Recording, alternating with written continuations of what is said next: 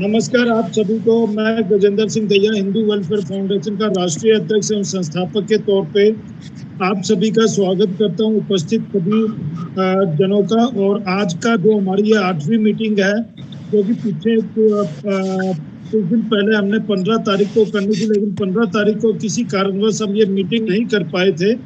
तो आज ये 8वीं मीटिंग हमारी हिंदू वेलफेयर फाउंडेशन के प्रचार प्रसार प्रकोष्ठ के अंतर्गत परवेज शेरावत जो कि राष्ट्रीय अध्यक्ष हैं, उनके द्वारा आपको जितने भी राष्ट्रीय और अंतर्राष्ट्रीय स्तर पे हिंदुत्व से संबंधित और हिंदू संस्कृति से संबंधित हमारे मंदिर हैं और दर्शनीय स्थल है, उनकी वो जानकारी, जैसे कि आपको पहले भी 7वें एपिसोड 7 जो हमारी मीटिंग होती है उसमें आप सभी को जानकारी देते रहे हैं। आज फिर उसी हिसाब से ही परवेज शेरावत जी आप सभी को जानकारी दे रहे हैं राष्ट्रीय और अंतर्राष्ट्रीय स्तर पे। परवेज शेरावत, और इस समय हमारे स्वामी जगदीश्वरानंद महाराज जी वो भी उपस्थित हो चुके हैं। डॉक्टर वीना अरोड़ा जी वो भी उपस्थित हो चुके हैं। स्वामी जगदीश्वरानंद महाराज जी हमारे राष्ट्रीय अध्यक्ष हैं। आप सभी को ये और जानकारी देते हैं। साथ ही वो राष्ट्रीय अध्यक्ष है हमारे धार्मिक प्रकोष्ठ के और यूनिवर्सल ब्रांड एम्बेसडर है। और इसके साथ साथ जो मार्गदर्शक मंडल है उसके सदस्य भी हैं स्वामी जगदीश्वरानंद महाराज जी। और आज हमारे बीच में एक आचार्य माधव जी आए हैं नेपाल से, और बड़े विद्वान हैं। हम चाहेंगे उनके द्वारा मंगलाचरण शुरू हो। काफी विद्वान हैं और छोटे मोटे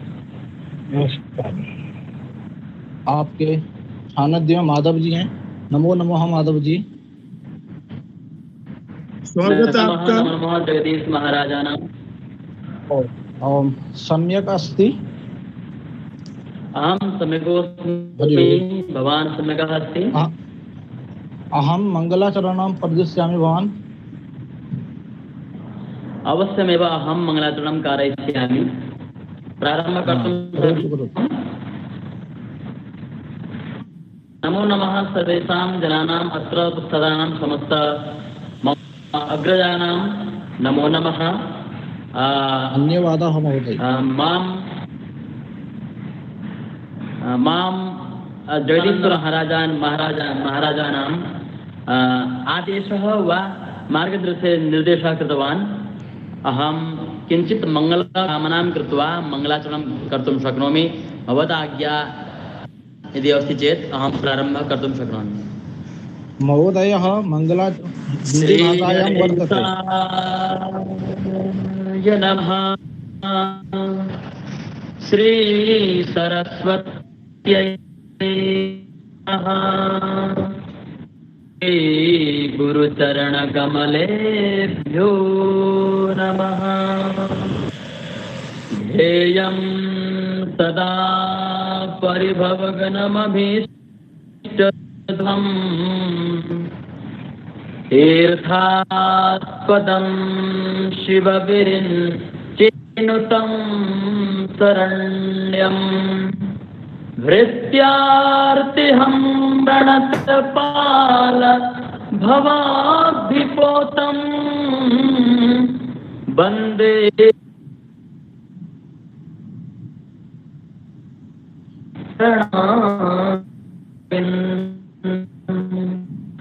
वंशी विभूषितकरान्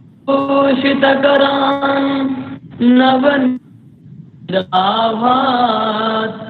पीताम्बरादरुणबिम्बफलात् पूर्णेन्दुसुन्दरमुखात् नन्दनेत्रा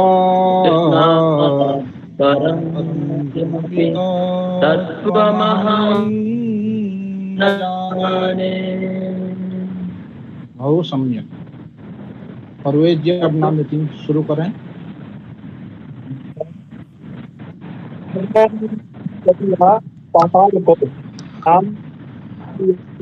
जगह गहराई है। ये मध्य प्रदेश के जिला 678 किलोमीटर दूर है। सतपुड़ा की पहाड़ियों के बीच आपको पूरी जगह प्रकृति की गोद में दिखाई देगी। उत्तर पूर्वी दिशा में जिला छिंदवाड़ा, तहसील तमैया से ये सड़क है।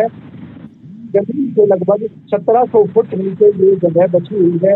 ये जगह 80 वर्ग किलोमीटर में बची हुई है। इसमें घोड़ा का आकार की घाटी और पहाड़ियों से घिरी हुई है। पहले पाताल कोट गाँव थे, लेकिन अब सड़क 12 गाँव रह गए हैं। यहाँ पर अधिकतर लोग और बौद्ध आदिवासी समुदाय के हैं। कहा जाता है कि इन जनजातियों के लोग इस जगह पर 500 सालों से रह रहे हैं। एक साथ एक समय पर इन गाँव में जाना मुश्किल होता था, लेकिन अब ऐसा नहीं है। जगह अपनी संस्कृति, इतिहास और भूगोलीय पर्यावरण की वजह से जानी जाती है। जहाँ तक नजरे घुमाओ, सिर्फ हरियाली और शांति ही दिखाई पड़ती है। जगह इतनी बची हुई है कि यहाँ तक सूरज की रोशनी भी नहीं पहुँच पाती। दिन भी रात की काली चादर की तरह दिखाई पड़ता है, जैसे कि रात रहती है। उसके साथ साथ जंगल और भी ज्यादा डरावना हो जाता है। जानवरों की आवाज आने लगती है। 2007 में यहाँ विकास की नींव रखते हुए पहला आंगनबाड़ी केंद्र खोला गया था। साथ ही अब यहाँ और दूसरे लोगों के आने जाने के लिए भी रास्ते बन गए हैं, इसलिए आपको यहाँ आने में कोई तकलीफ नहीं होगी। यहाँ की चट्टानें ज्यादातर आकृति युग यानी लगभग 2500 वर्ष पुरानी है। इनमें दुलिया नदी भी बहती है। पाताल कोटरा नुमा विशाल चट्टान के नीचे 2 फुट लंबी और 25 फुट चौड़ी गुफा है, जिसे राजा वो कहा जाता है। बताया जाता है कि नागपुर के राजा रघु जी ने अंग्रेजों की नीतियों के खिलाफ विद्रोह किया था, लेकिन जब अंग्रेज उनके लिए खतरा बन गए, उन्होंने इसी गुफा में शरण ली थी। तब से इस जगह का नाम राजा को पड़ गया था। राजा में बड़े बड़े पेड़ और जंगली बेल हैं। जगह के बारे में एक और मान्यता है कि भगवान शिव की पूजा कर रावण का पुत्र देवनाथ इस स्थान से ही पाताल लोक गया। वजह से इस जगह के बारे में पाताल आ जाना है दरवाजा है। ये जगह साथी लोगों, इतिहासकारों और खोजकर्ताओं से लोगों के लिए कई रहस्य छुपाए हुए हैं। यहाँ आने पर आपको ऐसा अनुभव होगा जैसे कि आप किसी अलग ही दुनिया में आ गए हैं। आपको गहरी घाटी में 5 किलोमीटर का सफर पैदल तय करना होगा, तब जाकर आप पाताल कोट पहुंचेंगे और आपको स्वर्ग जैसा अनुभव होगा। मानसून का मौसम यहाँ आने के लिए सबसे अच्छा है। सबसे नजदीकी हवाई अड्डा नागपुर है।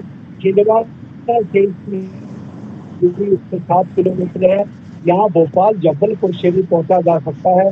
पहुंचने के बाद आप किसी टैक्सी या यातायात के साधन से पाताल कोट पहुंच सकते हैं। सड़क मार्ग से जबलपुर से 215 किलोमीटर और भोपाल से 246 किलोमीटर पाताल कोट है। ये मध्य प्रदेश के छिंदवाड़ा में है और ये इतनी गहराई में है कि यहाँ पे दिन में भी अंधेरा दिखाई देता है। यहाँ पे बेगनाथ ने तपस्या की थी, वो यहाँ पे पाताल में गई थी। तो ये पाताल कोट मध्य प्रदेश में है और यहाँ जनजाति वाले कोरिया जनजातियों के लोग रहते हैं। यहाँ पहले 20 गांव थे, तो यहाँ 12 ही गांव रह गए। अब मैं दो बात करता हूँ। भीम बेटका गुफा मध्य प्रदेश के रायसेन जिले में स्थित है, जिसे हम भीम बेटका राय चैत्र के नाम से भी जानते हैं। भीम बेटका अपनी हजारों सालों पुरानी गुफाओं की वजह से जाना जाता है। ये गुफाएं भोपाल से 40 किलोमीटर की दूरी पर दक्षिणी में पाई जाती हैं। गुफाएं चारों तरफ से विधय पवित्र से घिरी हुई है, जिसका संबंध 9 पाषाण काल से माना जाता है। भीम गुफाओं का ये है कि यहाँ की चट्टानों पर 1000 साल पहले बनी चित्रकारी आज भी पाई जाती है। आज भी यहाँ तकरीबन 500 गुफाएं मौजूद हैं। भोपाल मंडल में अगस्त 1990 में राष्ट्रीय महत्व का स्थान घोषित किया गया था। 5 जुलाई 2003 में इसे यूनेस्को ने विश्व धरोहर स्थल घोषित कर दिया था। भीमबेटका गुफाओं की खोज डॉक्टर वी.एस. वाकर ने की थी। 1958 में नागपुर जाने के रास्ते में अचानक से ही दूर से ही इस पहाड़ी पर उन्होंने इन गुफाओं को देखा था। भीमबेटका नाम भीम और वाटिका 2 शब्दों में मिलकर बना। ये पूरी जगह पत्थरों और गुफाओं के साथ साथ सांगवान और सुखुआ पेड़ों से घिरी हुई है। माना जाता है कि महाभारत काल में पांडवों के बीच दूसरे भाई भीम के नाम पर भीमबेटका नाम रखा। भीम ने यहाँ विश्राम किया था। पुण्य का समय रोज सुबह 7 बजे से शाम 6 बजे तक। यहाँ आने पर 50 रुपए प्रति पर्यटक सफल, 100 रुपए प्रति विदेशियों के लिए आपको देना होगा। अगर आप जगह घूमने के लिए गाइड चाहते हैं तो उनके लिए आपको अलग से पैसा देने होंगे। यहाँ पर के 12 गुफाएं खोदी गई हैं। पर्यटकों के लिए यहाँ अच्छे रेस्टोरेंट और जो बेचता है उसकी 12 गुफाएं खुली हुई हैं। बाकी की गुफाएं बंद कर दी गई। पर्यटकों के लिए यहाँ 50 रुपए और विदेशों से आए हुए को 100 रुपए होंगे। ये बेटका मध्य प्रदेश में।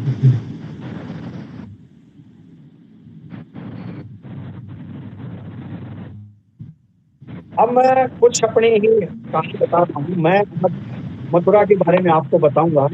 मथुरा में एक बाबा थे, उनका नाम था, उसके कई नामों से फूल चोर, फूल बाबा और फूल सखी के नाम से जाना जाता था। इनका जन्म मध्य प्रदेश में, इनका जन्म आपके बंगाल में हुआ था और इनका पूरा नाम था श्री ज्योति प्रकाश दास जी। इनका नाम था। ये बहुत पढ़ने लिखने में बहुत ही होशियार थे। लोग कहते थे कि ये, कोई कहता था टीचर बनेगा, कोई कहता था जज बनेगा। काफी होशियार थे। लेकिन भगवान कृष्ण के इनमें सपने में दर्शन हुए और ये कलकत्ता से सीधे वृंदावन आ गए। वृंदावन आने पर इन्होंने यहाँ पर भगवान कृष्ण के दर्शन करने के लिए काफी इंतजार किया, लेकिन भगवान कृष्ण ने इनको दर्शन नहीं दिए। उसके बाद ये नंदगांव आ गए। नंदगांव उन्होंने सोचा कि कृष्ण भगवान का गांव है, वहां शायद दर्शन दे दे। भगवान कृष्ण के नंदगांव आने पर इन्होंने सपने में भगवान कृष्ण सपने में नंदगांव आए और उन्होंने कहा कि मैं हट से नहीं मिलता, मैं प्रेम से मिलता हूँ। क्योंकि उन्होंने जल और अन्न त्याग दिया था। इन्होंने कहा था जब तक भगवान कृष्ण दर्शन नहीं देंगे मैं अल और जन ग्रहण नहीं करूंगा। काफी ऋषियों ने इनको समझाया लेकिन ये नहीं माने और आखिर में भगवान कृष्ण ने इनको सपने में कर कहा कि आप हट न करें, मैं प्रेम से मिलता हूँ और आप प्रेम की नगरी बरसाना चले जाएं, वहाँ राधा रानी की आप पर बड़ी कृपा होगी। जब सुबह हुई और भगवान कृष्ण के सपने का इन्होंने ध्यान किया तो ये बरसाना आ गए। जब बरसाना आ गए तो बरसाना में राधा के मंदिर में एक पुजारी इनके लिए प्रसाद लिए पहले ही खड़ा था। इन्होंने सोचा कि भगवान कृष्ण के आने, राधा ने आते ही मेरे को प्रसाद ग्रहण करवा दिया तो राधा माँ की कृपा अवश्य होगी। यहाँ पे राधा जी की इन पे इतनी कृपा हुई कि ये जहाँ पर तप करते थे बरसाना में, वहाँ पर राधा माँ किसी न किसी के रूप इनके लिए खाना भेजती थी। दूसरी बार तो स्वयं बालिका के रूप में आकर इनको खाना देकर जाती थी। तब इनको पता लगा कि राधा माँ मेरे लिए खाना लाती है। जब इनको पता एहसास हुआ तो इन्होंने बड़े रोए। उन्होंने कहा कि माता मैं आपको कष्ट दे, मैं तो आपके दर्शन करके आया हूँ, लेकिन मैं अब आपको कष्ट नहीं दूंगा, अब मैं मांग कर खाऊंगा। और ये बरसाना में कुछ दिन अपने मांग के खाने लग गए और उसके बाद ये निधि वन में आ गई। निधि वन वही जगह है जहाँ आज भी राधा कृष्ण और उनकी सखियां रात को आती हैं और इसमें कोई भी परिंदा भी वहाँ पर ना बंदर रहते, ना पक्षी, ना आदमी, कोई नहीं रहता। ये निधि वन में आ गए और निधि वन में आकर ये भगवान, कोई इनको पागल कहता, कोई इनको इस बगीचे से निकाल देता, लेकिन ये फिर भी इस बगीचे में रहते। और आखिर में ये झाड़ू देने लग गए सुबह सुबह। झाड़ू देते देते इनको राधा की शक्ति की इन पर मेहरबानी हुई और उन्होंने इसको फूल सखी के नाम से संबोधित किया। जो राधा की सखी है उन्होंने इसको फूल सखी के नाम से संबोधित किया। ये झाड़ू जब लगाते थे, कंकर भी उठाते थे। इनको पता था कि भगवान कृष्ण राधा श्याम तो रासलीला रचते हैं, तो ये कंकर भी उठाते थे, पत्थर भी उठाते थे और झाड़ू भी देते थे। एक बार की बात है कि राधा का नकुर टूट कर पड़ गया। जब ये सुबह झाड़ू दे रहे थे वो नकुर इनको मिला। इनको मिलने के इनको जब मिला तो ये उसको लेकर बैठ गए। और जब राधा अपनी सखियों के साथ जब बैठी थी तो उन्होंने देखा कि एक नकुर मेरा कहीं टूट कर पड़ गया है। उन्होंने अपनी सखियों से कहा कि जाकर उसको ढूंढ के लाओ। तो सखियां उसको ढूंढने गई तो उनको नहीं मिला। वे राधा से कहने लगी कि हमको तो वो नहीं मिला। तो उसने कहा कि जरूर तुम्हारी फूल सखी के पास ये होगा, क्योंकि वो झाड़ू सुबह सुबह लगाता है। तो जब सखी उनके पास आई तो इनको पता लग गया कि राधा को इस नकुर के बारे में पता लग गया। जब वे सखी इनसे कहा कि हे फूल सखी, आपको कुछ नकुर अंकुर कुछ मिला है? बोला हाँ मिला है, लेकिन मैं दूंगा नहीं। उसने कहा, उनकी सखियों ने कहा कि क्यों? कि वो इसलिए कि मुझे क्या पता ये श्याम का हक राधा का है, क्योंकि वो दोनों के दर्शन करना चाहता था। तो उन्होंने कहा मैं जब तक इनके दोनों के दर्शन करके ये नहीं देख लूंगा कि ये नकुर किसका है, तब तक मैं ये नहीं दूंगा। उन्होंने वापस जाकर राधा को कहा तो उसी श्याम भगवान कृष्ण प्रकट हो गए और उन्होंने कहा कि सखियों जाओ उसको लेके आओ। तो वे जाकर फूल सखी को लेके आई और उन्हें सामने फूल सखी ने देखा कि राधा और कृष्ण सामने ही खड़े हैं। तो वे चरणों में पड़ गए और अपने आंसुओं से भगवान कृष्ण के पैर धोए। उन्होंने कहा कि प्रभु, अब कृष्ण ने कहा कि आप बताओ ये नकुर किसका है? उसने कहा प्रभु ये तो आप ही का है, ये तो राधा का ही है, लेकिन मैं तो आपके दोनों के दर्शन करना चाहता था। और उन्होंने अपने आंखों से आंसू निकालकर गंगा की तरह उनके पैर धोए और उनको प्रणाम किया। और इतना करते ही वो भगवान कृष्ण, राधा और उनकी सखियां अंतर्ध्यान हो गई। अंतर्ध्यान होने के बाद अब वो पागलों की तरह रहने लग गया। और अब वो फूल चोर क्यों कहा जाता था इसके बारे में मैं बताऊंगा। यहाँ पर बाके बिहारी के मंदिर में पहले सेठों के बगीचे हुआ करते थे और वो फूल जो है यहाँ पे लगाते थे। तो ये जो है फूल चोर के नाम से इसलिए मशहूर था कि ये फूल चोरता था और किसी के घर में से ये फूल चोर के ले आता था। और जब माड़ी जागने से पहले ये फूल इकट्ठे कर बाके बिहारी के लिए कभी माला बनाता तो माला पहनाता, कभी बाके बिहारी के लिए फूल ले जाता। कई बार ये पकड़ा जाता और कई बार इसको लोग पीटते। एक बार की बात है कि ये फूल लेकर आया तो रास्ते में इनको कई चौकीदारों ने पकड़ के पीटा और इनसे फूल खोस लिए गए। तब ये भगवान बाके बिहारी के वहाँ मंदिर में रोता रोता गया तो वही फूल इसको मंदिर में मिले। तो इन्होंने कहा कि भगवान की मेरी अति कृपा है कि जो फूल मेरे से लिए थे वही फूल बाके बिहारी के मंदिर में मुझे मिले। तो इन्होंने कहा कि भगवान के मेरे पर बड़ी कृपा हुई। तो इसको वहाँ उस समय फूल चोर कहने लग गए। फिर ये भगवान राधा कृष्ण के दर्शन करने के बाद भी फिर भी इन्होंने चोरी नहीं छोड़ी। वहाँ पर फिर ये चोरी करते फिर था गए। ये 3-4 बार चोरी करते थे तो इसका नाम लोगों ने फूल चोर के नाम से प्रसिद्ध कर दिया। एक बार हरबू सेठ जी का बगीचा था। जब हरबू सेठ ने इन पर दया आई तो हरबू सेठ इनके पास आए। उन्होंने कहा कि हे महात्मा जी, आप चोरी क्यों करते हैं? आप क्यों फूल चोर के ले जाते हैं? आपकी ये दुर्दशा मेरे से नहीं देखी जाती। लोग आपको पीटते हैं, हवालात में बंद करवाते हैं। तो इन्होंने कहा कि ये सारी ही धरती भगवान कृष्ण की है और मैं भगवान के ही कृष्ण के बगीचे में से मैं फूल तोड़ता हूँ। ये तो एक माली के तौर पर है सब। वो ये सोचता था कि ये सब धरती और फूल भगवान के ही हैं। उनके अपने भावना थी ये। तो हरबू ने कहा कि आप चोरी छोड़ दीजिए, आपको जितने भी फूल चाहिए आप मेरे बगीचे से लीजिए। जितने भी फूल चाहिए आप मेरे फूल बगीचे से लीजिए, आपको कोई नहीं रोकेगा। उस दिन के बाद उन्होंने चोरी छोड़ दी और हरबू सेठ के यहाँ बगीचे में ही वो तप करने लग गए, भगवान का ध्यान करने लग गए और जितने भी फूल चाहिए थे वो फूल वहां से वो तोड़ते थे। एक बार की बात है कि भगवान कृष्ण बगीचे में उनको दिखाई देते, कभी राधा दिखाई थी, कभी उनकी बंसी सुनाई देती, तो वो पागलों की तरह दौड़ते। तो इसलिए लोग उसको फूल बाबा के नाम से भी पुकारने लग गए, क्योंकि वो फूल तोड़ता था और बाके बिहारी पे वो चढ़ाता था। एक बार की बात है, वो ज्यादा बुजुर्ग हो गए तो बाके बिहारी के मंदिर में ही उनको रखा गया। वो वहीं पे पूजा करते थे, फूल तोड़ के ले जाते थे। तब वो काफी बुजुर्ग हो गए और तो हरबू सेठ जी उसको अपने बगीचे में ले गए। हरबू सेठ कौन थे, इनके बारे में बताऊंगा। हरबू सेठ मथुरा में काफी माने हुए सेठ थे। इन्होंने रेलवे स्टेशन मथुरा में आप जाओगे तो 700 साल पुरानी एक गौशाला है जो सबसे पुरानी मानी गई है, वो हरबू सेठ ने ही खुलवाई थी। हरबू सेठ ने उसको खुलवाया था और कई उन्होंने टीबी का एक हॉस्पिटल भी वहाँ खुलवाया था मथुरा में गरीबों के लिए। वो गरीबों की बड़ी सेवा करते थे, वो बड़े धार्मिक सेठ थे। और उन्होंने फिर क्या करा कि जब वो बीमार रहने लग गए तो वो जो है हरबू सेठ जी फूल बाबा को अपने बगीचे में ले आए। बगीचे में लाने के बाद उन्होंने, बीमार थे, उन्होंने कहा, नमस्कार जी, उन्होंने कहा कि भाई मैं जो है भगवान कृष्ण को पुकारना चाहता हूँ अपनी आखिरी समय में।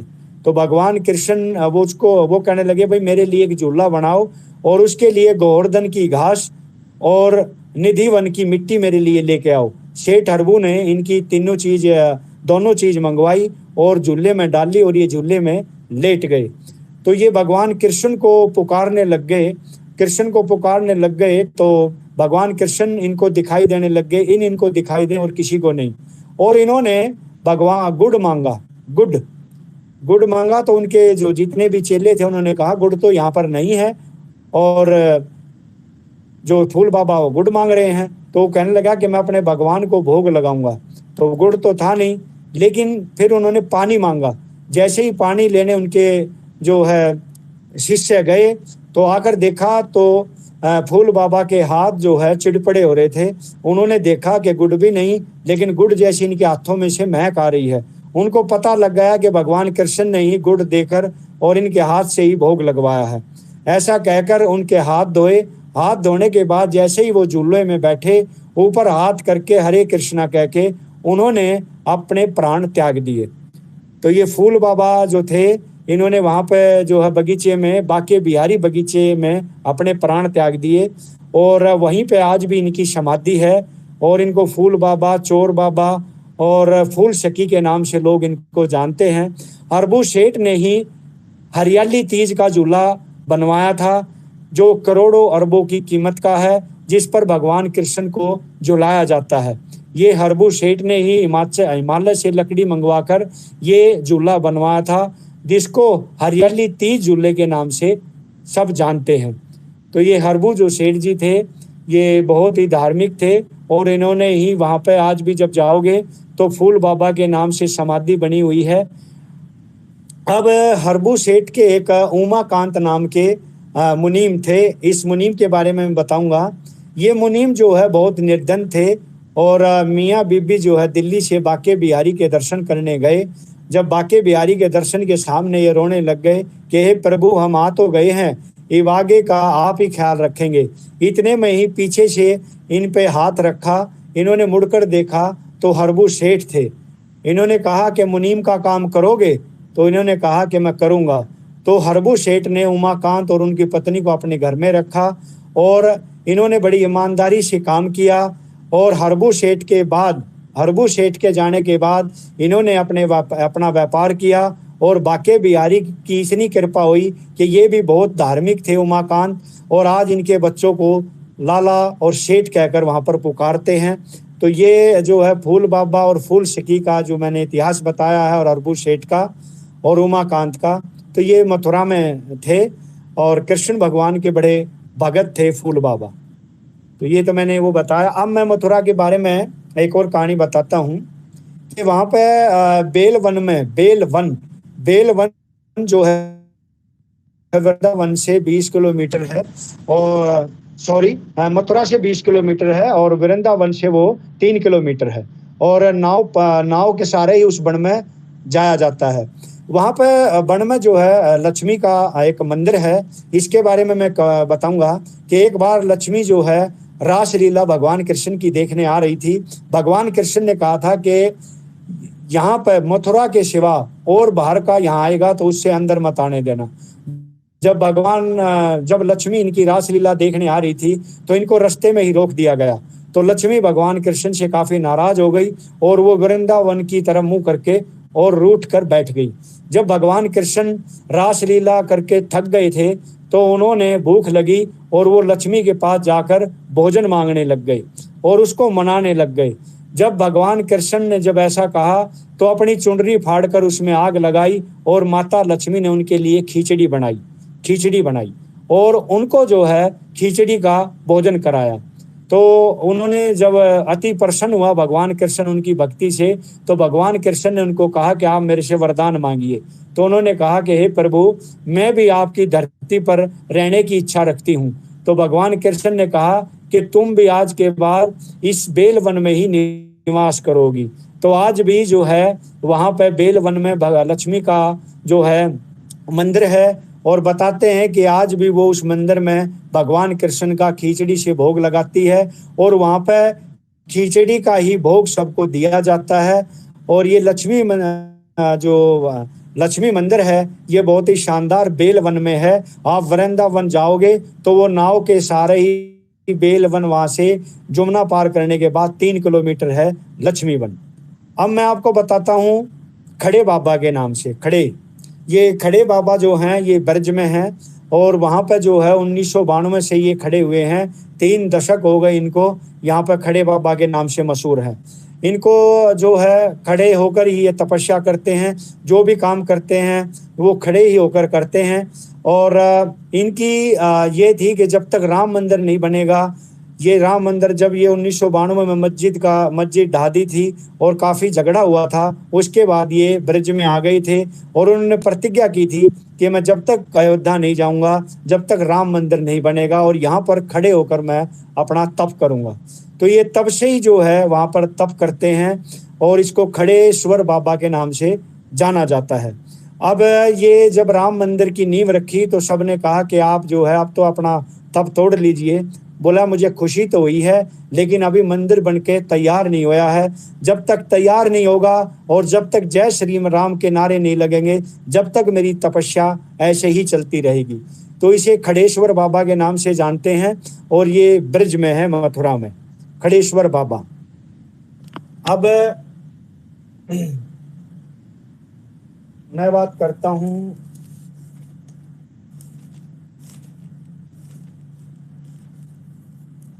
खाटू श्याम जी के बारे में।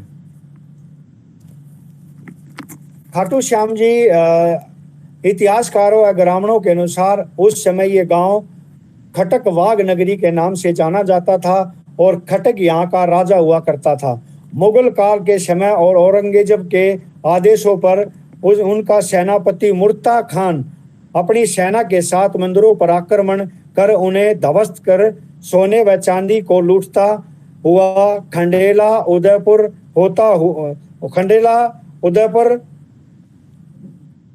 होता हुआ खटकवाग पहुंचा।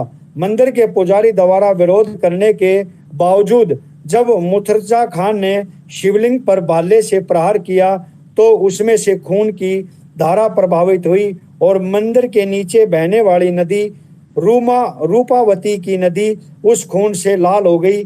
ये दृश्य देखकर मुर्तजा खान घबरा गया और आखिरकार सेनापति द्वारा क्षमा याचना कर मंदिरों को नहीं तोड़ने का प्रण कर खटकवाग नगरी से अपनी सेना लेकर भाग गया। कस्बे में 1600 साल पूर्व बने प्राचीन मंदिर शिव की काया पलटकर उसे भव्य स्वरूप मिल गया। मंदिर छोटा होने के कारण भक्तों को दर्शन में भारी समस्या होने लगी थी। पुरुषोत्तम शर्मा की प्रेरणा से एक श्याम भगत ने मंदिर का बेड़ा उठाया और तकरीबन 60 लाख रुपए की लागत से इसे भव्य स्वरूप दिया। मंदिर के अंदर के गुंबद में की कलाकृति की गई। श्याम बाबा के दर्शन करने आने वाले भगत प्राचीन शिव मंदिर के दर्शन करते हैं। मंदिर की पूजा नाथ योगी समाज के लोग करते हैं। इस मंदिर के बारे में बहुत कम लोगों को पता है। खाटू श्याम का प्राचीन मंदिर मैन मंदिर के बैक साइड में है। राजा खटक सिंह को श्याम कुंड से ये मूर्ति प्राप्त हुई थी। इसके बारे में मैं बताना चाहूंगा कि जब आप खाटू श्याम के इस मंदिर के बारे में, शिव जी के बहुत ही कम लोग जानते हैं। जब आप खाटू श्याम के मंदिर के दर्शन करके जब आप आएंगे तो वहां पे जो है आपको एक पीपल का पेड़ मिलेगा जहां पर लोग धागा बांधते हैं। उसी के पास ही ये शिव जी का मंदिर है। मैं इनके दर्शन करके आया हूँ इस मंदिर के। तो आप ऊपर चढ़ेंगे तो वो शिवलिंग है आज भी उसमें। औरंगजेब के जो इनके मुत्रगा खान ने जब भाला मारा था तो उसमें से खून आना शुरू हो गया था। आज भी वो तरेड़ देखी जाती है और वहाँ शिवलिंग में जो है वो तरेड़ और वे गड्ढे आज भी पड़े हुए हैं। ये खाटू श्याम में है शिव जी का मंदिर। और खाटू श्याम जी का जो पुराना जो तस्वीर है जो कुंड में मिली थी, वो खाटू श्याम के मंदिर जो मैन है उसके बिल्कुल पीछे है। जो छोटी सी तस्वीर जो कुंड में मिली थी श्याम जी की, वो पीछे है। तो आप जब भी जाएं तो इनके जरूर दर्शन करके आएं। ये खाटू श्याम जी के बारे में मैंने बताया है।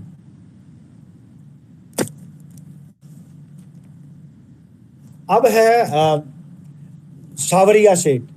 सावरिया सेठ मंदिर चित्तौड़गढ़ से उदयपुर की ओर राष्ट्रीय मार्ग राजमार्ग 28 किलोमीटर दूरी पर बंदसोड़ा गांव में ये मंदिर चित्तौड़गढ़ रेलवे स्टेशन से 41 किलोमीटर एवं डबोक एयरपोर्ट से 63 किलोमीटर की दूरी पर है। प्रसिद्ध सावरिया मंदिर अपनी सुंदरता के कारण मशहूर, हर साल लाखों भगत को बरबस ही अपनी ओर आकर्षित करता है। मंडफिया मंदिर कृष्ण धाम के रूप में चरित्र है। मंडफिया मंदिर देव स्थान विभाग राजस्थान सरकार के अंतर्गत आता है। कालांतर में सावरिया मंदिर की महिमा इतनी फैली है कि उनके भगत वेतन से लेकर व्यापार तक उन्हें अपना हिस्सेदार बनाते हैं। मान्यता है कि जो भगत खजाने में जितना देते हैं, सावरिया सेठ उससे कई गुना ज्यादा भक्तों को वापस लौटाते हैं। व्यापार जगत में उनकी एक ख्याति इतनी है कि लोग अपने व्यापार को बढ़ाने के लिए उन्हें अपना बिजनेस पार्टनर भी बनाते हैं। श्री सावरिया सेठ के मंदिर का भंडारा या दान पात्र माह में एक बार खोला जाता है। ये चतुर्दशी को खुलता है और इसके बाद अमावस्या का मेला शुरू होता है। होली पर ये 1.5 महीने में और दिवाली पर 2 महीने में खोला जाता है। सावरिया सेठ मंदिर में कई NRI भगत भी आते हैं। ये विदेशों में अर्जित आय से भी सावरिया सेठ का हिस्सा चढ़ाते हैं। इसलिए भंडारे से डॉलर, अमेरिकी डॉलर, पाउंड, दिनार, रियाल आदि के साथ कई देशों की मुद्रा निकलती है। लाखों भगत रोज दर्शनों के लिए आते हैं सावरिया सेठ के, रोज आते हैं। विदेशों में लोग भगत आते हैं, करोड़ों रुपए दान देते हैं। मंदिर के गर्भगृह में सेठ सावरिया जी के काले पत्थर की मूर्ति स्थापित है जो भगवान कृष्ण के रंग को दर्शाती है। मंदिर की दीवारों और खंभों पर सुंदर नक्काशी की गई है, जबकि फर्श गुलाबी, शुद्ध सफेद और पीले रंग के बेदाग रंगों से बना है। ऐसी मान्यता है कि भगवान श्री सावरिया सेठ का संबंध मीराबाई से है। इतिहास के अनुसार सावरिया सेठ मीराबाई के वही गिरधर गोपाल हैं जिनकी वह पूजा करती थी। तत्कालीन समय में संत महात्माओं की जमात में मीराबाई इन मूर्तियों के साथ भ्रमणशील रहती थी। दयाराम नामक संत की ऐसी ही एक जमात थी जिनके पास ये मूर्तियां थी। बताया जाता है कि जब औरंगजेब की सेना मंदिरों में तोड़फोड़ कर रही थी, तब मेवाड़ में पहुंचने पर मुगल सैनिकों को इन मूर्तियों के बारे में पता चला। मुगलों के हाथ लगने से पहले ही संत दयाराम ने प्रभु प्रेरणा से इन मूर्तियों को बागड़ बंदसोड़ा की छापर में एक वट वृक्ष के नीचे गड्ढा खोदकर उसमें दबा दिया। सन 1840 में मंडफिया ग्राम निवासी भोला राम गुज्जर नामक गवाले को सपना आया कि बंदसोड़ा बागड़ गांव की सीमा के छप्पर में भगवान की 3 मूर्तियां दबी हुई हैं। उस जगह पर खुदाई की गई तो सपना सही निकला और वहां से एक जैसी 3 मूर्तियां प्रकट हुई। देखते ही देखते ये खबर सब तरफ फैल गई और आसपास के लोग प्रकट स्थल पर पहुंचने लगे। फिर शैव समिति से 4 में से सबसे बड़ी मूर्ति को बंदसोड़ा ग्राम ले जाई गई।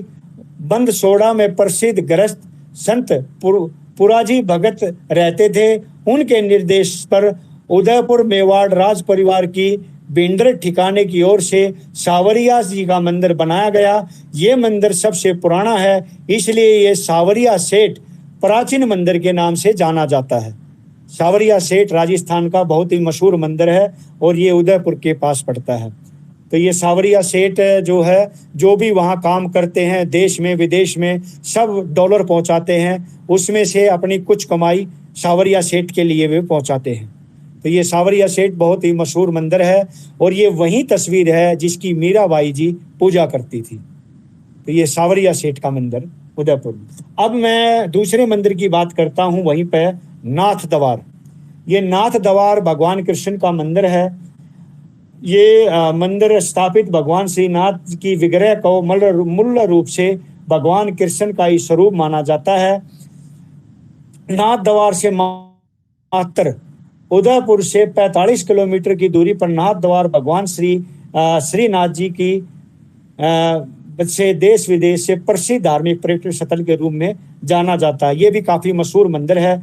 मुगल शासक और औरंगजेब मूर्ति पूजा का विरोध कर रहा था, इसलिए उसने अपने शासन काल में मंदिरों को तोड़ने का आदेश दिया। श्रीनाथ के मंदिर को तोड़ने का काम शुरू हो गया था। इससे पहले श्रीनाथ जी की मूर्ति को कोई सस्ती नुकसान ना पहुंचे, मंदिर के पुजारी दामोदर दास बैरागी मूर्ति को मंदिर से बाहर निकाल लाए। दामोदर दास बल्लम भाई के साथ और बल्लमचार्य के वंशक ने उन्होंने बैलगाड़ी में श्रीनाथ की मूर्ति को रखा और उसके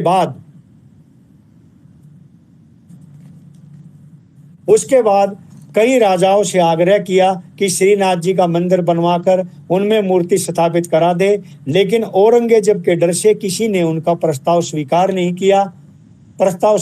किया। अंत में दामोदर बैरागी ने मेवाड़ के राजा राज सिंह के पास संदेश भिजवाया, क्योंकि राणा राज सिंह पहले भी औरंगजेब को चुनौती दे चुके थे। ये बात 1660 की है, जब किशनगढ़ की राजकुमारी चारुमती से विवाह करने का प्रस्ताव औरंगजेब ने भेजा तो चारुमती ने साफ इनकार कर दिया। तब रातों रात राणा राज सिंह को संदेश भिजवाया गया। राणा राज सिंह ने बिना कोई देरी किए चारुमती से किशनगढ़ में विवाह किया और औरंगजेब इससे राजा राज सिंह को अपना शत्रु मानने लगा। ये दूसरा मौका था जब राणा राज सिंह ने खुलकर औरंगजेब को चुनौती दी और कहा कि उनके रहते हुए बैलगाड़ी में रखी श्रीनाथ की मूर्ति को कोई छू तक नहीं पाएगा। मंदिर तक पहुंचने से पहले औरंगजेब को 1 लाख राजपूतों से निपटना होगा। उस समय श्रीनाथ की मूर्ति बैलगाड़ी में जोधपुर के पास चौबासनी गांव में थी और चौबासनी गांव में कई महीने तक बैलगाड़ी में ही श्रीनाथ की मूर्ति की उपासना होती रही। ये चौपासनी गांव अब जोधपुर का हिस्सा बन चुका है। जिस स्थान पर ये बैलगाड़ी खड़ी थी वहां आज श्रीनाथ का एक मंदिर बनाया गया है।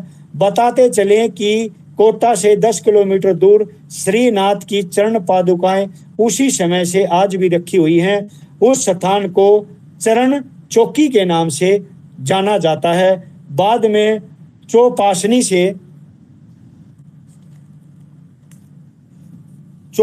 से मूर्ति को सिहाड़ गांव लाया गया। दिसंबर 1671 को सिहाड़ गांव में श्री मूर्तियों का स्वागत करने के लिए राजा राज सिंह शव गांव गए सिहाड़ गांव उदयपुर से 30 किलोमीटर है और जोधपुर से लगभग 40 किलोमीटर की दूरी पर है, जिसे आज हम नाथ द्वार के नाम से जानते हैं। फरवरी 1972 को मंदिर का निर्माण संपूर्ण हुआ और श्रीनाथ की मूर्ति मंदिर में स्थापित कर दी गई। आज ये विशाल मंदिर बन चुका है। कृष्ण जन्म पर 21 तोपों की सलामी दी जाती है। रात 12 बजे के बाद सुबह 4 बजे मंगला के शंखनाद से जन्माष्टमी के कार्यक्रम शुरू होते हैं। सभी पहर के श्रृंगार के बाद रात 11:30 बजे दर्शन बंद, लेकिन आधे घंटे बाद यानी 12 बजे पट खुलते हैं। नाथ द्वार मंदिर भगवान के जयकारों से गूंज उठता है। तभी होती है गाजे बाजे के साथ 21 तोपों की सलामी दी जाती है भगवान कृष्ण को। मंदिर मोती महल में विगुल और बैंड बजाकर खुशियां मनाई जाती है। बाल रूप में गोवर्धन पर्वतधारी हैं। श्रीनाथ के मंदिर में स्थापित श्रीनाथ की विग्रह को भगवान कृष्ण का ही दूसरा रूप माना जाता है। श्रीनाथ की दिन में 8 बार पूजा की जाती है। श्रीनाथ की ठोडी में हीरा भी लगा हुआ है। वह मुगल शासक औरंगजेब की मां ने ही भेंट किया था। एक बार औरंगजेब श्रीनाथ मंदिर को ध्वस्त करने आया था तो मंदिर की सीढ़ियां चढ़ते ही उनके नेत्र ज्योति कम हो गई थी, वो अंधे हो गए थे। नेत्र ज्योति कम हो गई थी। भयभीत होकर वहीं से श्रीनाथ जी अपने कर्तों की क्षमा मांगी। इसके बाद उनकी नेत्र ज्योति वापस आई। औरंगजेब सेना सहित वापस लौट गया। जब ये घटना उनकी मां को पता लगी तो उसने ये हीरा मूर्ति के श्रृंगार के लिए अर्पित किया। अर्पित किए जाते ही 56 प्रकार के भोग बताते हैं कि इस मंदिर में 125 मन चावल का भोग नित्य लगता है। 76 के वनवासी बंधु भोग प्राप्त करते हैं, जिसे लूटना कहा जाता है। भोग में उपयोग होने वाली कस्तूरी को सोने की चक्की से पीसा जाता है। इसके अतिरिक्त 56 प्रकार के भोग भी श्रीनाथ को अर्पित किए जाते हैं। मंदिर गृह को नंद बाबा का भवन कहा जाता है। भंडार घर में घी तेल का भंडार रहता है। कुछ राज्यों के 30 गांव मंदिर को दान में मिले हुए हैं। देश के अमीर मंदिरों में से एक श्रीनाथ का मंदिर भी है। भगत भगवान के लिए छोटे बच्चों की खेलने की चीजें भी लाते हैं। कुछ भगत चांदी के बनाए हुए जानवर, गाय चराने वाले छोटी छोटी लाठी पूजा के दौरान भगवान को चढ़ाते हैं। चारों कोणों पर स्थित रंगनाथ, द्वारिका नाथ तथा बद्रीनाथ की यात्रा करके श्रीनाथ की यात्रा नहीं करता, उसे यात्रा का फल नहीं मिलता। जय श्री कृष्ण, जय श्री राधे। ये जो श्रीनाथ मंदिर है, ये जो मूर्ति लाई गई थी, ये गोवर्धन से औरंगजेब के टाइम पे लाई गई थी। जब हम गोवर्धन की पूजा करते हैं, परिक्रमा करते हैं, तो उसके ऊपर ये मंदिर था। जब औरंगजेब इनको तोड़ने के लिए गया तो यहाँ से बैरागी जो है इस मूर्तों को लेकर राजस्थान के सिहाड़ में आया, जहां पर आज ये श्रीनाथ मंदिर है।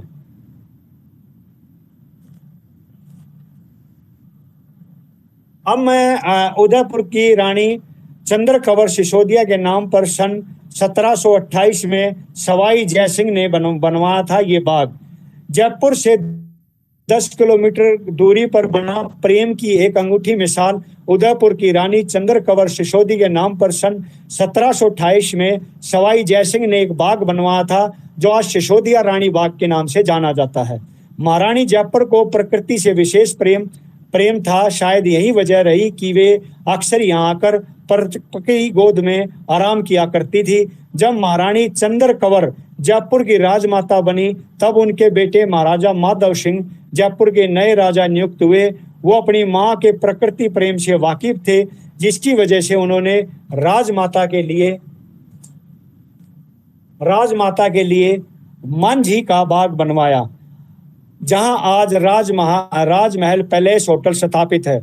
जयपुर शहर के प्रमुख प्राचीन उद्यानों में से रानी सिसोदिया का बाग भी महत्वपूर्ण है। सिसोदिया रानी के लिए एक खास गार्डन बनाया गया है। बाद में ये सिसोदिया रानी बाग कहलाया। जयपुर शहर से पश्चिम की ओर अरावली की पहाड़ियों लहलती में जयपुर आगरा रोड पर लगभग 11 किलोमीटर की दूरी पर सिसोदिया रानी मेवाड़ के सूर्यवंशी राजाओं के परिवार से थी। ये बहुत शानदार बाग है। इस विशाल बाग में जगह जगह लगे फव्वारे हैं, मौसम में सावन की सी ठंडक का अनुभव कराते हैं। सिसोदिया के बाग में आकर्षित होने से बॉलीवुड भी नहीं बचा रहा। वर्ष 1991 में अनिल कपूर और श्रीदेवी अभिनेत्री फिल्म लम्हे में सिसोदिया रानी के बाग की खूबसूरती को बेहतरीन रूप से प्रदर्शित किया गया। सिसोदिया रानी बाग सुबह 8 बजे से शाम 6 बजे तक पर्यटकों के लिए खुलता है। इस बगीचे में राधा कृष्ण के बहुत ऊंची मूर्तियां भी हैं। ये जो है यहाँ पर लम्हे फिल्म बनी थी 1991 में, जहां अनिल कपूर और श्रीदेवी ने यहाँ पर शूटिंग की थी। ये रानी सिसोदिया बाग है जो जयपुर में बहुत मशहूर है। अब मैं पानी में तैरती हुई मंडी के बारे में बात करता हूँ। ये पानी में तैरती हुई जो मंडी है ये श्रीनगर के डल झील में लगती है। पानी में तैरती हुई, ये दुनिया की एक पहली मंडी है जो तैरती हुई मंडी कहा जाता है। ये पानी में तैरती एक सब्जी मंडी है। ये सब्जी मंडी कश्मीर में है। डल झील में लगने वाला बाजार दुनिया भर के लोगों में आकर्षण का केंद्र बना हुआ है। डल झील के अंदर एक तैरती हुई मंडी भी है जो कि काफी प्रसिद्ध है। आपको ये जानकर आश्चर्य होगा कि डल झील की इस सब्जी मंडी में सब्जियां खरीदने के लिए लोग नाव से आते हैं। यह बाजार इतना प्रसिद्ध है कि कश्मीर आने वाले पर्यटक इसे देखने जरूर आते हैं। सुबह के समय लगने वाली इस बाजार में सब्जी बेची जाती है। स्थानीय लोगों के साथ ही बहुत से पर्यटक भी यहाँ सब्जी खरीदते देखे जा सकते हैं। बता दें कि डल झील की ये सब्जी मंडी श्रीनगर की थोक सब्जी मंडी है जो कि सुबह सुबह खुलती है और लगभग 2 से 3 घंटे तक चलती है। इस दौरान डल झील की सब्जी मंडी में काफी पर्यटकों की चहल पहल रहती है। ये डल झील में है चलती हुई तैरती हुई मंडी। अब मैं सरला ठकराल के बारे में बात करूंगा। ये सरला ठकराल का जन्म 1914 में हुआ था। ये दिल्ली जन्म हुआ था 1914 में, दिल्ली में हुआ था।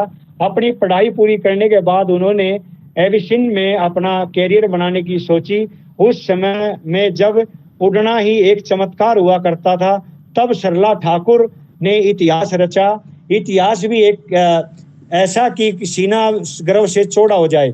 सरला ठकराल को 1936 में पायलट का लाइसेंस मिला था। दिलचस्प बात यह है कि तब वह सिर्फ 21 साल की थी। शादी के बाद उड़ाया पहला एयरक्राफ्ट। सरला ठकराल की शादी बहुत ही कम उम्र में हो गई थी।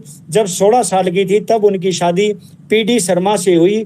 उनके पति के घर में लोग पायलट थे। बस इसी का समर्थन सरला को भी मिला।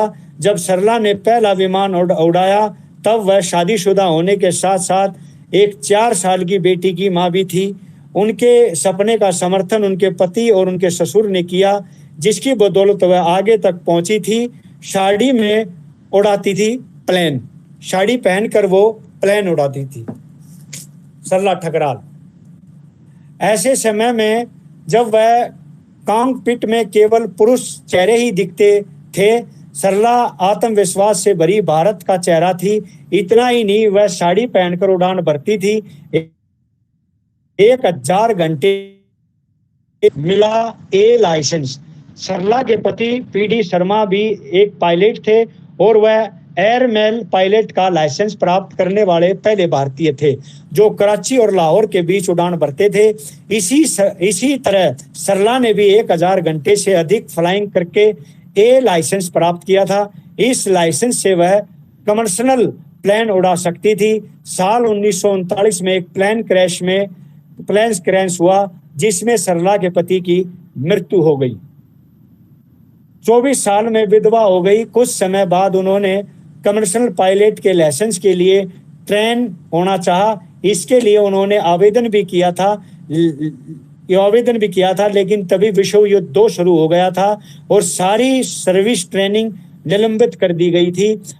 अपने बच्चे के परवरिश के लिए उन्होंने ये सपना छोड़ लाहौर का Moreau school of Artem join किया और फाइन आर्ट में डिप्लोमा किया। पार्टीशन के बाद वह दिल्ली आ गई। आर्य समाज फॉलोवर थी सरला। जब दिल्ली आई तब वह एक आरपी ठकराल से मिली। 1948 में उन्होंने दूसरी शादी आरपी ठकराल से की। 15 मार्च 2008 को 94 साल की उम्र में उनका निधन हो गया। सरला ठकराल भले ही एक कमर्शियल पायलट नहीं बन पाई, मगर उन्होंने भारतीय महिलाओं के लिए आसमान छूने का एक रास्ता छोड़ दिया।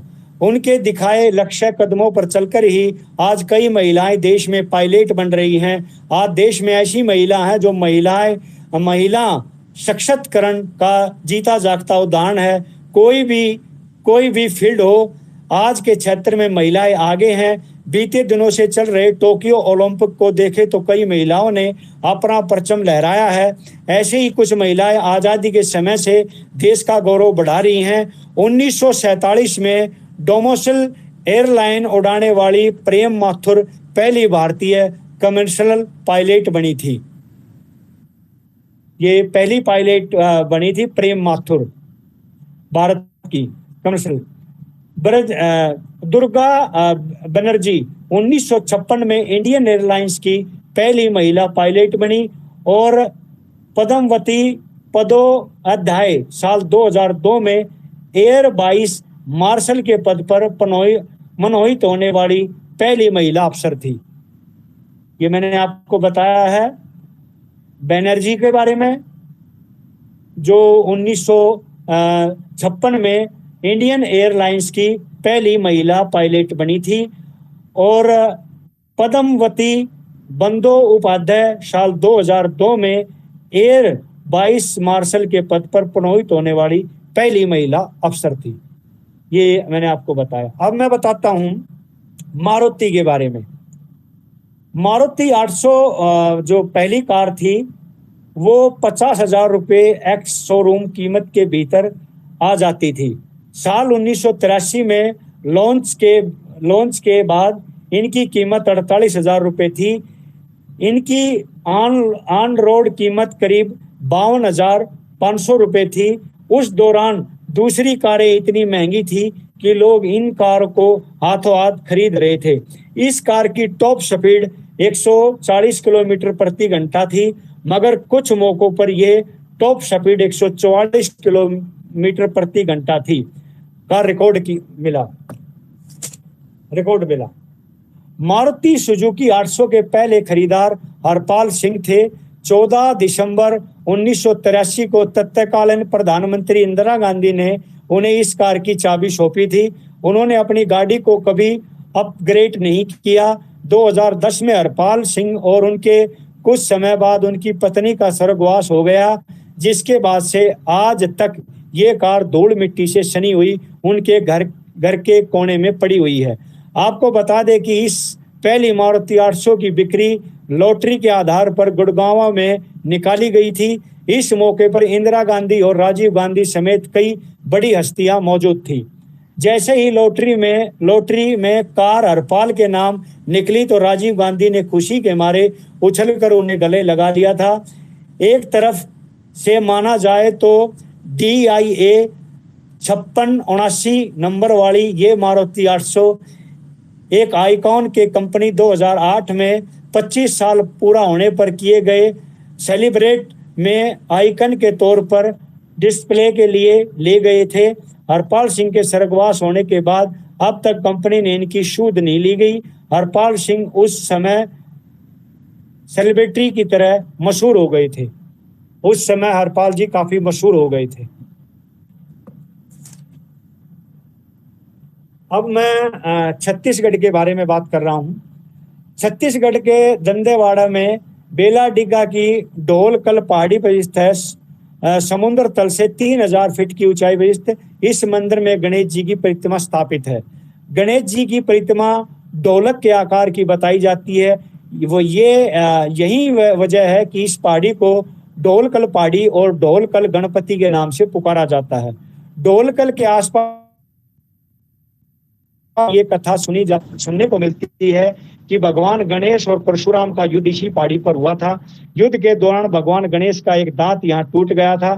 बता दे कि परशुराम से गणेश जी का दांत तोड़ा था, इसलिए पहाड़ी के नीचे गांव का नाम फरसपाल रखा गया। इस पहाड़ी के नीचे जो गांव है उसका नाम फरसपाल रखा गया। इस घटना के दृष्टि से अंत तक याद रखा जाए, इसलिए छिंदक नागवासी राजाओं ने पहली पहाड़ी पर गणेश जी की प्रतिमा स्थापित की। इसका निर्माण 11वीं शताब्दी में हुआ। ये प्रतिमा उस समय नागवंश के दौरान बनाई गई थी। 6 फुट ऊंची, 2.5 फुट चौड़ी ग्रेनाइट पत्थर से निर्मित ये प्रतिमा वास्तुकला की दृष्टि से अत्यंत कलात्मक है। गणेश की प्रतिमा में ऊपरी दाएं हाथ में फरसा, ऊपरी बाएं हाथ में टूटा हुआ एक दंत, नीचे दाएं हाथ में अभय मुद्रा में अक्षर माला धारण किए हुए है तथा नीचे बाएं हाथ में मोदक धारण किए हुए है। आयुध के रूप में विराजित है। हालांकि इस बारे में किसी को कुछ नहीं पता कि इतनी ऊंचाई पर गणेश की प्रतिमा कैसे पहुंची। ये बहुत ऊंचाई पर है, कैसे पहुंची। बता दे कि स्थानीय आदिवासी एक दंत को अपना रक्षक मानकर पूजा करते हैं। हालांकि ढोलकल पहाड़ी पर चढ़ना बहुत कठिन है, लेकिन बप्पा के भगत विशेष मौकों पर जरूर पहुंचते हैं और पूजा आराधना करते हैं। ये काफी ऊंचाई पर है। अब मैं मंसूरी से करीब 16 किलोमीटर दूर कारण विलेज लेजी और बटोली, ये है सेजी और बटोली, इनकी ये नायाब पहचान मिली है। इनकी अंगूठी परंपरा की वजह से सर्दियों से आने से पहले मक्के की फसल को सुखाने के लिए अपने घरों की दीवारों पर टांग देते हैं। इस इलाके में ऐसा सदियों से किया जा रहा है। वहाँ की परंपरा खेतों का एक तरीका है, लेकिन अब इस परंपरा को देखने और जानने के लिए सैलानी बड़ी संख्या में इस गांव में पहुंच रहे हैं। इस गांव में आपको घर के दरवाजे से लेकर खिड़की की छत मुंडेर आदि तक सब जगह सिर्फ मक्के की लड़ियां ही नजर आएंगी। वह इसमें सबसे बड़ा योगदान वहां के स्थानीय निवासी कंवर सिंह चौहान का भी है, जो शहर में पढ़ाई करने के बाद अपने गांव लौटे। एक विदेशी महिला से उन्होंने शादी की, जिसके बाद वहां विदेशियों के आने का सिलसिला शुरू हुआ और ऐसा चल पड़ा कि अब विदेशियों के साथ साथ देसी सैलानी भी सेजी गांव पहुंचते हैं। ये मंसूरी से 16 किलोमीटर है। इस गांव का मैं बताऊं हूं, इस गांव में हर घर में लड़ी की तरह कुकड़ियां लटकाई गई हैं, जिसको मका बोलते हैं। ये गांव में हर घर में आपको लड़ी की तरह लटकती मिलेंगी और यही इनका आकर्षण है और लोग इन्हीं को देखने इस गांव में जाते हैं।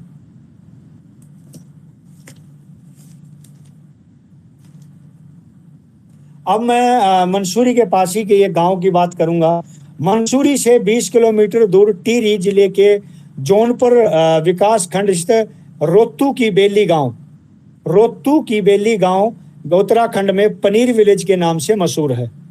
करीब 1500 लोगों की आबादी वाले इस गांव में 250 परिवार रहते हैं और गांव के सभी परिवार पनीर बनाकर बेचने का काम करते हैं।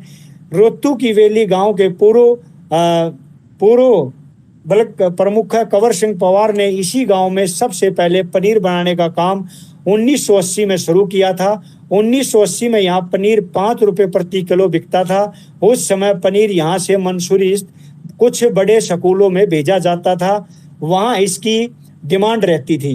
गांव के लोगों ने पनीर का काम पहले प्रयोग के तौर पर शुरू किया था, जो इनकी मेहनत से एक बड़े बिजनेस के रूप में बदल गया। आज रोत्तू के बेली गांव को उत्तराखंड के पनीर गांव के नाम से जाना जाता है। इस गांव का हर परिवार दूध से बनने वाली चीजों को बेचकर हर महीने 15 से 35 हजार रुपए कमा लेता है। पनीर मंसूरी के लोगों को बहुत पसंद है। इसी के चलते पनीर की मांग धीरे धीरे बढ़ने लगी है और सभी लोगों को रोजगार मिलना शुरू हो गया है। यहाँ हर घर में रोजाना 2 से 4 किलो तक पनीर तैयार कर लेते हैं। बाजार में 1 किलो पनीर की कीमत 220 रुपए से 240 रुपए तक यहाँ पर है। इसको पनीर वाला गांव कहते हैं। जिसकी भी नई शादी होती है यहाँ कभी भी नई शादी होती है उस दुल्हन को पहले पनीर बनाना सिखाया जाता है।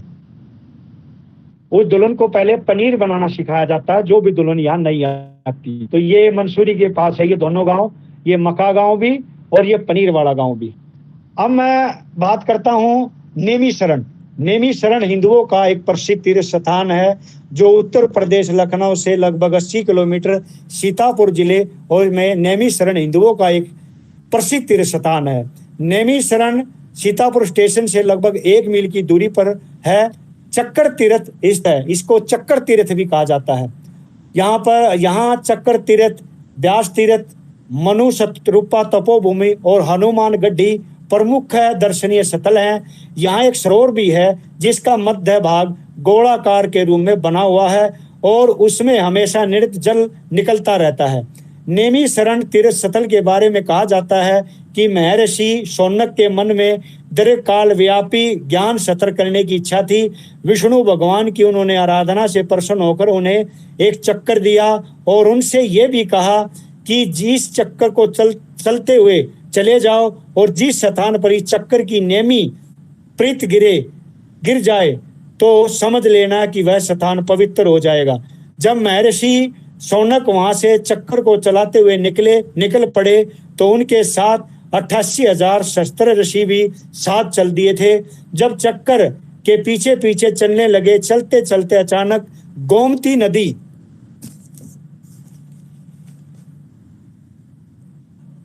नदी के किनारे एक वन में चक्कर की नेमी गिर गई और वहीं पर वह चक्कर भूमि में प्रवेश कर गया, जिससे चक्कर की नेमी गिरने से वह क्षेत्र नेमीशरण कहा जाने लगा।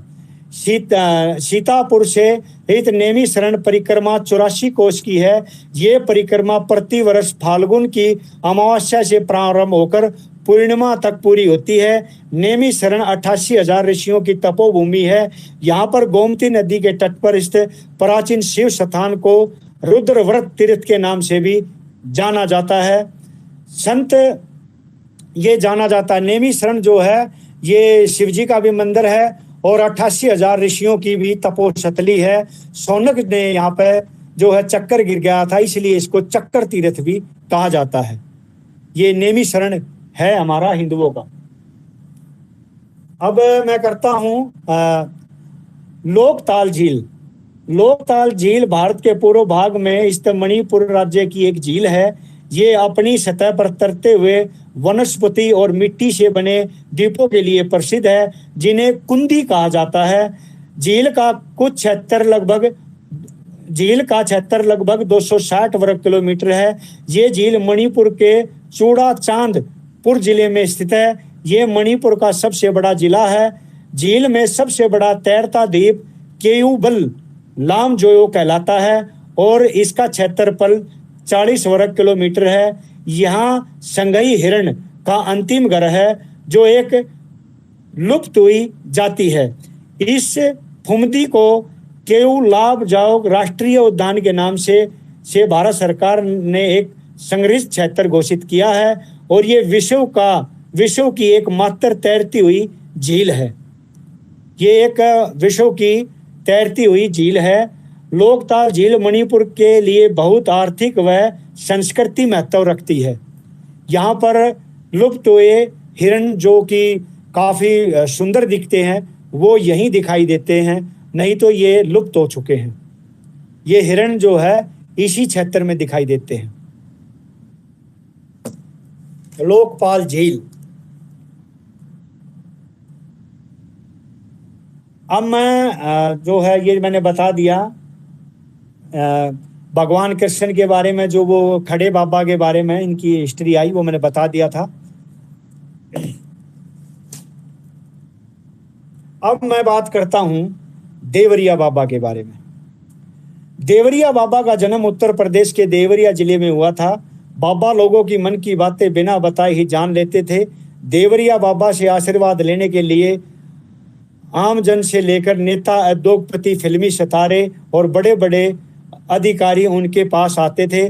कहा जाता है कि देवरिया बाबा कभी भी एक जगह से दूसरी जगह जाने के लिए किसी भी तरह की गाड़ी का इस्तेमाल नहीं किया करते थे और ना ही किसी ने सवारी में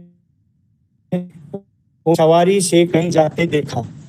भक्तों का तो ऐसा मानना था कि बाबा पानी पर चलते थे। वह हर साल माघ मेले के समय प्रयाग आते थे। वहीं यमुना किनारे वृंदावन में वह आधे घंटे तक पानी में ही बिना सांस लिए रह लेते थे।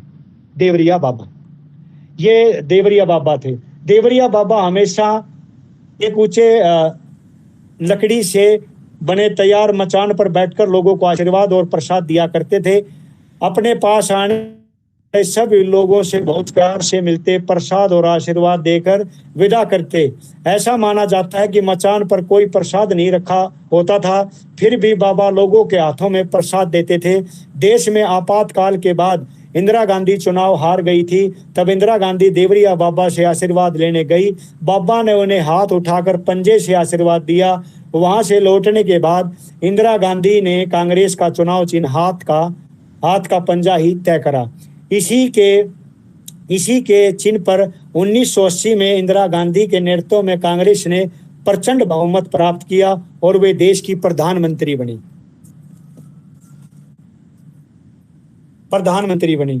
सन 1911 में जॉर्ज पंचम भारत आए और बाबा के आश्रम पहुंचे। उन्होंने बाबा के साथ क्या बात की, ये उनके शिष्यों ने कभी भी जग जाहिर नहीं की। चार खंभों पर टिका मचान ही उनका महल था, जहां नीचे से ही लोग उनके दर्शन करते थे। देवरिया जिले के महिल गांव में वह साल में 8 महीने बिताते थे। देश के महान विभूति डॉक्टर राजेंद्र प्रसाद, मदन मोहन मालवीय, इंदिरा गांधी, अटल बिहारी वाजपेयी, मुलायम सिंह यादव, वीर बहादुर सिंह, जगन्नाथ मिश्र आदि नेताओं सहित प्रकाशित नामी गिरामी अफसर अधिकारी बाबा का आशीर्वाद लेने आते थे। देवरिया बाबा की उम्र के बारे में लोगों के बीच ऐसी मान्यता है कि बाबा करीब 500 सालों तक जिए थे। 19 जून 1990 के दिन देवरिया बाबा ने अपना शरीर त्याग दिया था। देवरिया बाबा की उम्र का रहस्य आज तक बरकरार है। कोई नहीं समझ सका, कोई 250 साल कहता है, कोई 500 साल, क्योंकि देवरिया बाबा कहते थे मैंने अकबर का भी जमाना देखा है। तो इससे अंदाजा लगाते हैं लोग कि उनकी उम्र एक रहस्य बनी हुई है। और जमुना जब वो पार करते थे तो वैसे चलते देखते जमुना जैसे उनकी बना काफी बाबा के नाम से मशहूर थे। अब मैं बात करता हूँ नीम करोली बाबा के बारे में। नीम करोली बाबा कैची धाम उत्तराखंड के नैनीताल जिले में है। बवाली अल्मोड़ा रानीखेत राष्ट्रीय राजमार्ग के किनारे स्थित है। 24 मई 1962 को बाबा ने पावन चरण इस भूमि पर रखे, जहां वर्तमान में कैची मंदिर धाम स्थित है। 15 जून 1964 को मंदिर में हनुमान जी की मूर्ति की प्रतिष्ठा की गई और तभी से 15 जून को प्रतिष्ठा दिवस के रूप में मनाया जाता है। मंदिर चारों ओर से ऊंचे ऊंचे पहाड़ों से घिरा हुआ है, किंतु कैची धाम मुख्य रूप से बाबा नीम करोली और हनुमान जी की महिमा के लिए प्रसिद्ध है। कहा जाता है कि यहाँ आने वाला हर व्यक्ति अपनी सारी समस्याओं के हल प्राप्त कर सकता है। नीम करोली बाबा सिर्फ देश में ही नहीं बल्कि विदेशों में भी अपने चमत्कार के कारण जाने जाते हैं। लोकप्रिय लेखक रिचर्ड अल्बर्ट ने मिरेकल ऑफ लव नाम से बाबा पर पुस्तक लिखी थी। सिर्फ यही नहीं, हॉलीवुड अभिनेत्री जूलिया रॉबर्ट, एप्पल के संपादक स्टीव जॉब्स और फेसबुक के संपादक मार्क जुकरबर्ग सहित कई अन्य विदेशी हस्तियां बाबा के भक्त थे। बाबा के हजारों लाखों भगत हैं। इस पावन स्थान पर अरबपति से लेकर खरबपतियों ने शीश झुकाया है, जिसका कारण है कि धाम की चमत्कारी शक्तियां जो पूरी दुनिया में मशहूर है। 11 वर्ष की उम्र में ही उनका विवाह एक ब्राह्मण कन्या के साथ कर दिया गया था, परंतु शादी के कुछ समय बाद ही उन्होंने घर बार छोड़ दिया था और साधु बन गए। माना जाता है कि लगभग 17 वर्ष की उम्र में उन्हें ज्ञान प्राप्त हो गया था। घर छोड़ने के लगभग 10 वर्ष बाद उनके पिता को किसी ने उनके बारे में बताया, जिसके बाद उन्हें पिता ने घर लौटने और वैवाहिक जीवन जीने का आदेश दिया। वह तुरंत ही घर लौट आए। कालांतर में उनके 2 पुत्र तथा 1 पुत्री उत्पन्न हुई। गर्भ वह अपने आप को सामाजिक कार्यों में व्यक्त रखा करते थे। 1962 के दौरान नीम करोली बाबा ने कैची धाम गांव में एक चबूतरा बनवाया, जहां पर उनके साथ पहुंचे संतों ने प्रेमी बाबा और सोमबेरी महाराज ने हवन किया। नीम करोली बाबा हनुमान जी के बड़े भगत थे। उन्होंने अपने जीवन में लगभग 108 मंदिर बनवाए। वर्तमान में उनके हिंदुस्तान समेत अमेरिका के टेक्सास में भी मंदिर है। बाबा को वर्ष 1960 के दशक में अंतरराष्ट्रीय पहचान मिली। उस समय उनके एक अमेरिकी भगत बाबा रामदास ने एक किताब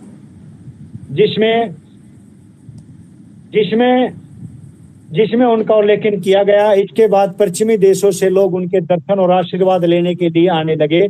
बाबा ने अपनी समाधि के लिए वृंदावन की पावन भूमि को चुना। उनकी मृत्यु 10 सितंबर 1973 को हुई।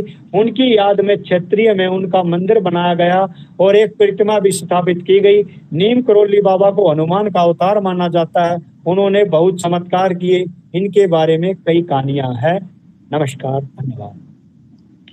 बहुत बहुत धन्यवाद आपका आदरणीय भांजे परवेश रावत जी, जिन्होंने आज बहुत ही अच्छी जानकारी दी कई क्षेत्रों के लिए और कई जगह, क्योंकि आज हमें भी जानकारी नहीं थी। और जैसे कि आज यहाँ पे उपस्थित हुए हुए हमारे सभी आदरणीय हिंदू वेलफेयर फाउंडेशन से हमारे अपने परिवार, लेकिन मैं एक चीज कहना चाहूंगा, हम इतनी अच्छी जानकारी दे रहे हैं आप सभी को राष्ट्रीय और अंतरराष्ट्रीय स्तर पर, लेकिन फिर भी आप लोगों का कोई भी इसमें इंटरेस्ट इतना नहीं दिखाई दे रहा है कि आप लोग इन चीजों को जाने, इन चीजों को पहचाने और इन चीजों के बारे में आप सभी जाने कि ये कहाँ पर है, ऐसा क्यों है, क्यों ऐसा आप लोग दिखा रहे हैं हिंदुत्व और हिंदू संस्कृति को, जबकि आज के समय में हिंदुत्व और हिंदू संस्कृति हर जगह अपना व्यापक, हर एक समस्त संसार में व्यापक अपनी पाँव को पसारती जा रही, लेकिन आप लोग अभी तक वहीं पे ही हैं, वहीं पे ही बैठे हुए हैं, वहीं पे ही हैं। मतलब आप लोग नहीं चाहते हैं कि हम लोग अपने हिंदुत्व के लिए कुछ करें या हिंदुत्व के लिए आप सभी हम इकट्ठे हों। क्या आप लोग इकट्ठे नहीं होना चाहते? क्या आप इकट्ठे आना नहीं चाहते या एक प्लेटफॉर्म पे नहीं आना चाहते? हम, जबकि कल प्रधानमंत्री, हमारे आदरणीय प्रधानमंत्री, जो कि समस्त भारतवर्ष में इतना मान और सम्मान जो भारत को प्रतिनिधित्व करते हुए दिया है, आज के समय में हमारा भी सीना चौड़ा हो जाता है कि हाँ, हम भारत के वासी हैं।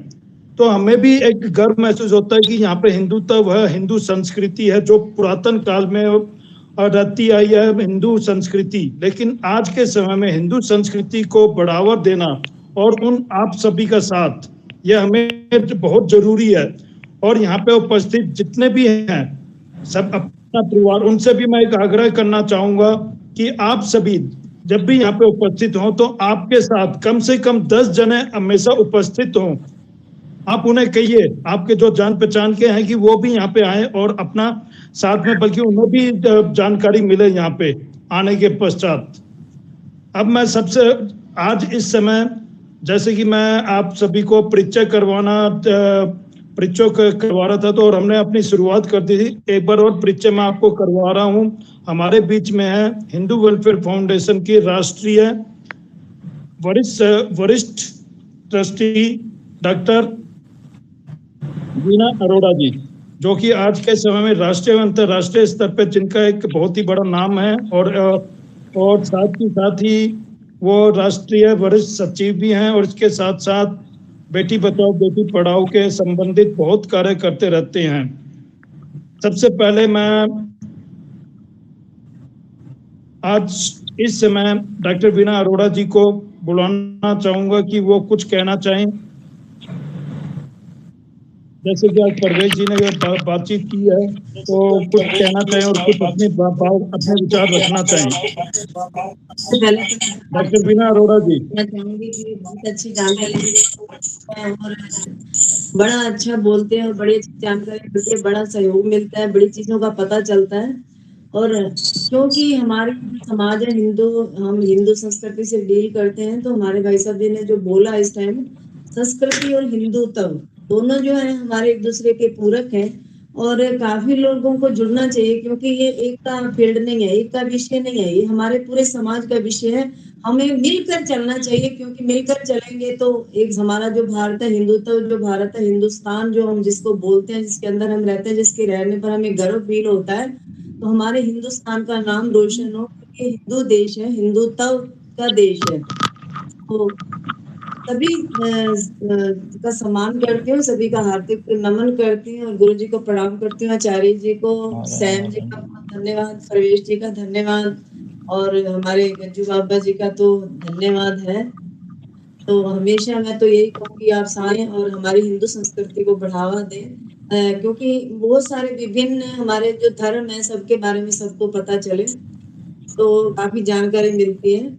आप सभी का धन्यवाद, नमस्कार, जय हिंद, जय भारत। अभी आपने डॉक्टर वीना अरोड़ा जी के विचार सुने और इस समय हमारे साथ में हमारे आदरणीय और जो इस समय आज के टेक्निकल हेड सैम टंडन, जो कि भतीजे भी हैं और साथ ही ट्रस्टी मेंबर भी है हिंदू वेलफेयर फाउंडेशन के, और एक समाज के क्षेत्र में बहुत ही अच्छा कार्य भी कर रहे हैं आज के समय में। उन्हें भी मैं आमंत्रित करता हूं कि वो भी यहाँ पे आए और अपने विचार रखें हिंदुत्व और हिंदू संस्कृति जो आज की परिस्थिति है उसके ऊपर कुछ विचार रखें। जी, मेरा नमस्कार है सभी को। मैं थोड़ा सा बताना चाहूंगा कि मैंने एक बार पापा को कहा कि चलो बाहर घूमने चलते हैं, ऐसे दुबई वगैरह। तो उन्होंने मुझे पता क्या कहा, उन्होंने कहा कि ये बताओ इंडिया में क्या क्या दिखा है, अपने भारतवर्ष में क्या क्या दिखा है। मैंने कहा बहुत कम जगह देख रखी मैंने तो कहते जब तक आपने भारत की संस्कृति नहीं देखी, भारत इतना विशाल है, उसकी संस्कृति नहीं देखी तो आप बाहर घूम के क्या करोगे। पश्चिमी सभ्यता को अगर आप अच्छा होगा, मतलब उन्होंने मुझसे ये कहा। देन उसके बाद फिर मैंने धीरे धीरे करके, हरियाणा में बहुत सारी जगह हैं जो हमें पता नहीं है, जो हम एक्सप्लोर कर सकते हैं। हरियाणा में बहुत सारी जगह हैं और लेकिन ना तो लोगों को पता है इन चीजों के बारे में कि हरियाणा में हम कहाँ जाते हैं। लोग क्या करते हैं, हिमाचल चले गए, उत्तराखंड चले गए या फिर कहीं और दूसरे स्टेट में चले गए। लेकिन हमारे जो अभी हम हरियाणा में रह रहे हैं, हरियाणा में बहुत सारी ऐसी जगह हैं जो मतलब अछूती रही हैं, बिल्कुल किसी ने देखी ही नहीं है। जैसे परवेज भाई जी अभी बताते हैं, हमारे इन्होंने जितने भी स्थल बताए हैं उनमें से 90% स्थल हम पहली बार सुन रहे हैं। आपने ये चीज मानी होगी, क्योंकि हम पहली बार सुन रहे हैं, क्योंकि हमें पता ही नहीं है उन चीजों के बारे में। हम क्या कर रहे हैं, हम विदेशी संस्कृति के पीछे भागना है। मलेशिया में क्या चल रहा है, बाली में चलो, थाईलैंड चलो, दुबई चलो, अमेरिका चलो, लेकिन जो भारत के अंदर जो खजाना छुपा हुआ है उसको किसी ने नहीं देखना हो।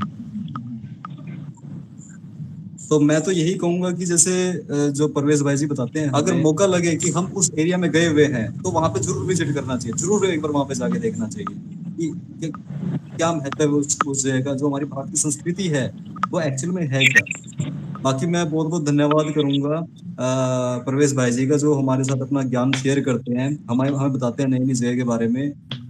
और आज के टाइम में कोई और दूसरा कोई नहीं है कि जो हमें बताएगा कि मतलब कौन कौन सी जगह हमें देखने के लिए इंडिया में। थैंक यू बहुत धन्यवाद। थैंक यू, बहुत बहुत धन्यवाद आपका सैम टंडन, आपने बहुत ही अच्छा बताया और बहुत ही अच्छी जानकारी दी। और उसके साथ साथ अब हमारे बीच में हमारे आदरणीय गुरु जी जो कि इस समय मैं आपको इनके बारे में जानकारी दे दूं कि ये व्याकरण प्राणाचार्य, ज्योतिषाचार्य और उसके साथ साथ हिंदू वेलफेयर फाउंडेशन के यूनिवर्सल ब्रांड एम्बेसडर के साथ साथ आज के समय में इस समय मार्गदर्शक मंडल के सदस्य के तौर पे भी अपनी सेवाएं दे रहे हैं।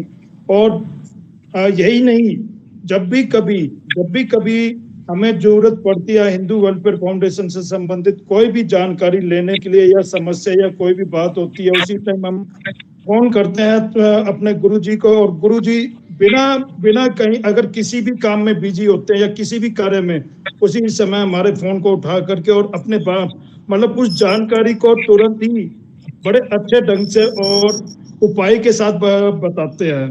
तो उन गुरु जी को, स्वामी जगदीश्वरानंद महाराज जी को मैं आमंत्रित करता हूं कि वो भी आए और अपने विचार हिंदुत्व और हिंदू संस्कृति जो आज के समय में है और परिस्थिति है, वो भी अपने विचार रखें। गुरु जी, आपका स्वागत है।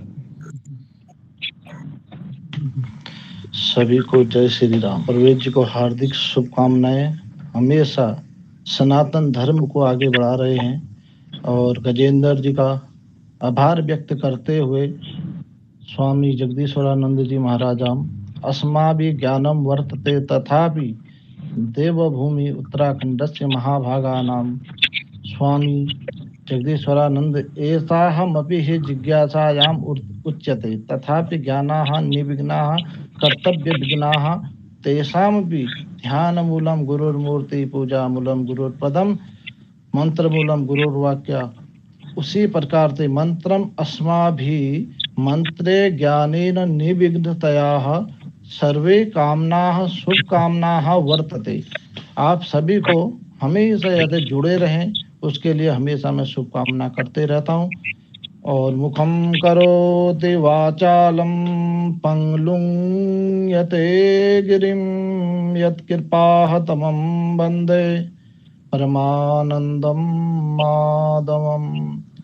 नमः परमहंसा स्वादित चरण चिन्ह मकरंदाय भक्त जनमानस निवासाय श्री रामचंद्राय। परम मेरे छोटे बड़े भाइयों, आप सनातन धर्म और हिंदू धर्म के लिए हमेशा आग्रह रहते हैं। उसी प्रकार से मैं आप सभी लोगों को आभार व्यक्त करते हुए कहता हूँ, जो हिंदू धर्म को आगे बढ़ाएगा ईश्वर उसको हमेशा आगे बढ़ाकर चलेगा। धर्म प्रोचित कला विप्रान जादु माया विभो वरवरम शास्त्रा विनो माधवम। जो भगवान की महिमा करता है और बच्चों को अच्छे संस्कार देता है उसका सर्व कामना सुपन्ना, सभी उसके कामना भगवान पूर्ण करते हैं। कहा गया है अपि तेजति पापाभ्याम सर्वेभ्याम पाप कृताय रह सर्वम ज्ञानम मया विप्तम साधुना मनुष्योना। संपूर्ण पापियों से जो अधिक पाप करने वाला भी ज्ञान रूपी द्वार में निसंदेह पार हो जाता है। किस कहाँ पर लिखा है? यह गीता में लिखा हुआ है। और 5वां श्लोक है, गीता जन्मदया ज्ञानम जन्मानां जन्मानवः ऐसा यज्ञवरा देवं सदानां मनसूदना। प्रत्यक्ष आत्मा तो अधिपत्य है और आचरण है नारायण। जो तत्व को अर्थ का रूप मुझे परमात्मा का प्रत्यक्ष दर्शन और ज्ञान है। और इसी के अतिरिक्त भगवान कहते हैं कि जो कुछ भी है वो ज्ञान का अंत और ईश्वर का प्रत्यक्ष जानकारी ही ज्ञान है। जिस प्रकार से गजेंद्र जी हमेशा हमको बताते रहते हैं हिंदू धर्म के लिए कुछ करिए। हम देखते हैं मीटिंग में जितने जने पहले थे उतने ही जने रहते हैं। सबको जोड़िए इसमें और सबको जोड़ेंगे, आपका भी हित होगा और हिंदू धर्म हमेशा के लिए बचा रहेगा नारायण। और ये जो ये मीटिंग होती है, परवेज जी हमेशा आप लोगों को मंदिरों के बारे में बताते हैं। हम नारायण कोई स्थान नहीं होगा जहाँ घूमे नहीं है और हमको इतनी जानकारी नहीं है, फिर भी इतने मंदिरों के बारे में। और वीणा जी से भी हम हमेशा ये करेंगे, हमेशा सभी लोगों को जोड़ें और विद्यार्थी लोगों को भी जोड़ें। विद्या ज्ञानम तथा ज्ञानम विद्या नामन देवनम। विद्या क्या सरस्वती का स्वरूप है। शुक्लाम ब्रह्म विसार सार परमा माध्यम जगत व्यापनी वीणा पुस्तक धारणी मवजाम जाड्यांध कारापम कारापहाम विद्यार्थम चह। शुक्लाम ब्रह्म विचार सार परमाम सर्वाम विद्या प्राप्तवंता। अर्थात जो सरस्वती भगवान का स्मरण करता है उसका स्मरण करने के बाद अपने अध्ययन का शुरू करता है, हमेशा ईश्वर उसका और सरस्वती माँ हमेशा उसको अपार व्यक्त करती है। कहा गया है क्षिप्रम भवन्ति धर्मात्मा छिन्ना ज्ञायन्ति गच्छति कौन्तेयं प्रतिजानाति ज्ञानम यज्ञा सपोवरः। अत्यंत दुराचारी भी मेरा भजन करके शीघ्र ही धर्मात्मा हो जाता है और सदा रहने वाला भी स्वास्थ्य और शांति को प्राप्त कर देता है। और धर्मात्मा क्या है? जो एक परमात्मा का प्रति समर्पित होता है और भजन करने का अधिकार दुराचारी तक होता है। जिस प्रकार से घर में दीपक जलाने से हमेशा उज्जवल की प्राप्ति होती है, जो व्यक्ति सुबह शाम अपने घर में दीपक जलाता है और अपने इष्टों को हमेशा पूजता है और ईश्वर का आराधना करता है, उसके घर में दुख, दरिद्र, समृद्धि हमेशा दूर हो जाता है। दुख तो कभी आता ही नहीं है। जब हम नैमिषारण्य के बारे में परवेज जी बता रहे थे, वहां भी हमने 1 साल अपना साधना किया था।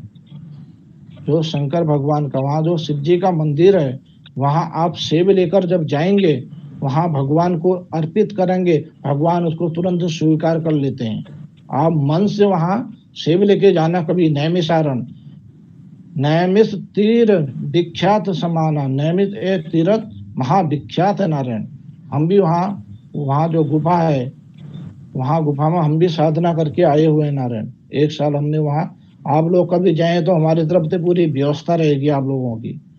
बहुत बड़ा आश्रम है, कोई चिंता नहीं करें, खूब जाएं वहाँ जब जाएं मन से सेब लेकर जाएं। जो शंकर भगवान का मंदिर बता रहे थे परवेज जी, वहाँ जाना, भगवान के ऊपर सेब चढ़ाना, तुरंत वो अपना ग्रहण कर लेते हैं। ये नहीं कोई दिखावत है। और वो ग्रहण करने के बाद ऊपर भी आ जाएगा, अपने आप ही ऊपर भी आ जाएगा आपके यहाँ। ये भाग्य वाले को ही वहाँ दर्शन हो पाते हैं नारायण।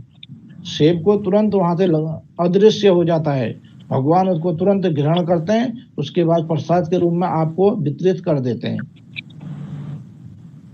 ये वहां का साक्षात महिमा है। और नैमिष तो नारायण भगवान का अनेक आश्रम है, अनेक मंदिर हैं, कण कण में भगवान विराजमान है। एक बार नैमिषारण्य के अवश्य दर्शन करना। उसी प्रकार से कैंची धाम जब आप जाएंगे, अनेक हत्या करके व्यक्ति वहां जाता है। वहां 5 मिनट जब वहां अपना आसन लगा देता है तो सब भूल जाता है, मैंने दुनिया में क्या क्या किया था, क्या क्या नहीं किया था। ये साक्षात प्रमाण है। जब हम अपने आश्रम को जाते हैं, हमारे रास्ते में ही पड़ता है, वहां से हमारा आश्रम भी बहुत नजीक है। ये साक्षात है, जो वहां मांगोगे वही मिलेगा। उसी प्रकार कैची धाम का मैं एक और बताता हूँ कि एक बार कैची धाम में जो है स्वामी जी जो है ना भंडारा कर रहे थे, भंडारा, तो वहाँ नदी बहती है, नदी के पास। तो वहाँ पर जो है ना भंडारे में जो है ना तेल की कमी पड़ गई थी। तो वे महाराज जी के पास आए, महाराज जी तेल तो है ही नहीं, बोला नदी में से पानी भर के लाओ और यहाँ पे कढ़ा में डालो। तो वो कढ़ा में डालते ही गर्म पानी होते ही वो है ना पूरी उतरनी शुरू हो गई थी। ये कैची धाम पानी है। वो हमारे वो समय हमारे पिताजी वहीं पर ही थे। हाँ जी। और वो कैची धाम का एक और था कि कई यात्री जो है ना टूरिस्ट आ रहे थे, तो महात्मा जी ने पता था कि यहाँ एक्सीडेंट होगा, पक्का मरेगा कोई नहीं लेकिन एक्सीडेंट जरूर होगा। तो महाराज जी ने भंडारे की तैयारी करवा दी। वो कहने लगे महाराज जी आज भंडारा के लिए अपना करो। तो भंडारा शुरू हो गया, इतने में गाड़ी की आवाज सुनी, पेट में टकरी। वो बोले महाराज जी ये क्या? बोला जितनी भी सवारी हैं कोई भी मेरे धाम पर आकर चोट तो नहीं खाएगा लेकिन इनको खाना जरूर खवाओ। तो वह भंडारा करवाया था उस टाइम पे। तो ये कैची धाम की परंपरा है, कैची धाम का चमत्कार है ये। जब नारायण ये वहां से जल भर के लाए थे, वो समय हमारे पिताजी और हमारे दादाजी वहीं पर ही थे। हाँ वो भंडारे में। हाँ वो भंडारे में। और अभी भी वहां जाएंगे नारायण, साक्षात हनुमान जी का स्वरूप ही है वे। हाँ, और वहां जब जाएंगे अपने कष्टों को, दुख को वहीं छोड़ के आ जाएं, हमेशा कल्याण होगा। मैं एक बात बताऊंगा, जब जयराम आश्रम है हरिद्वार में, जी ऋषि, वो भी ऐसे ही कहानी है उनकी। वो भंडारा कर रहे थे, उनको उनके चेले कहने लगे प्रभु घी की कमी पड़ गई। वो कहने लगे यार आप मेरठ में जाओगे, उस टाइम पे इतना घी क्या का मतलब शहर में मेरठ में मिलता था और नहीं मिलता था। तो वो कहने लगे कोई बात नहीं, गंगा जी में से 7 पीपे भर लो। तो गंगा जी के में 7-8 पीपे उन्होंने भरे, कढ़ाई में डाले तो पूरी उतरनी शुरू हो गई। जब वो 1 हफ्ते बाद जो है वे घी लेके वापस आए, तब तो बैलगाड़ियां हुआ करती थी। जब आए वे 5-7 दिन में कहने लगे भाई घी आ गया। बोला भाई गंगा पे मैंने उधार लिए थे, गंगा को दे दो। तो आज भी जयराम में आप जाओगे तो जयराम ऋषि की कढ़ाई में पूरी तारते हुए तस्वीर है, मैं देख कर आया हूँ उसको। और वहां पे ही जो है कृष्ण भगवान ने कैसे कंस को मारा, और एक वहां पे सिक्का डालो तो वाल्मीकि की जो ऋषि की आवाज सुनाई देगी। बहुत अच्छा है, मैं देखता आया हूँ उसमें। बहुत बढ़िया। और हम वीणा जी से भी और कहेंगे एक जो है अवश्य आएं। जो मैं कनखल में जो है हरिहर आश्रम है महाराज जी, हरिहर आश्रम, उसमें जो रुद्राक्ष का बहुत ही ऊंचा पेड़ है, ऐसा ऊंचा पेड़ और कहीं नहीं मिलेगा। और वहां पे जो है ना 12 शिवलिंग है, उनके चुगर दे गए, और वहां पे हवन और मृत्युंजय मंत्र चलते रहते हैं। हाँ, ये हरिहर आश्रम कनखल। ये बहुत अच्छी जानकारी। गुरुजी आप हमेशा कुछ कह प्राप्त रहे थे होते जी? हैं। हम कहना चाह रहे हैं जब आप लोग आए तो वीणा जी को अवश्य लेकर आए। अब आप ही कहो जी, वीणा दीदी को सामने ही बैठे हैं जी, थोड़ा आप ही उनको हम नहीं आप जी जरूर। आप मेरा भाग्य होगा उस दिन, जिस दिन हम उधर आएंगे तो बहुत, हम तो इधर जाएंगे, बहुत हमारा भाग्य होगा, हमारी किस्मत होगी। ये हमारा जब किस्मत या परमात्मा बुलाते हैं ना, तब देर नहीं लगती। तो हम एक किस्मत पे, भाग्य पे, अपने कर्मों पे बहुत विश्वास करते हैं।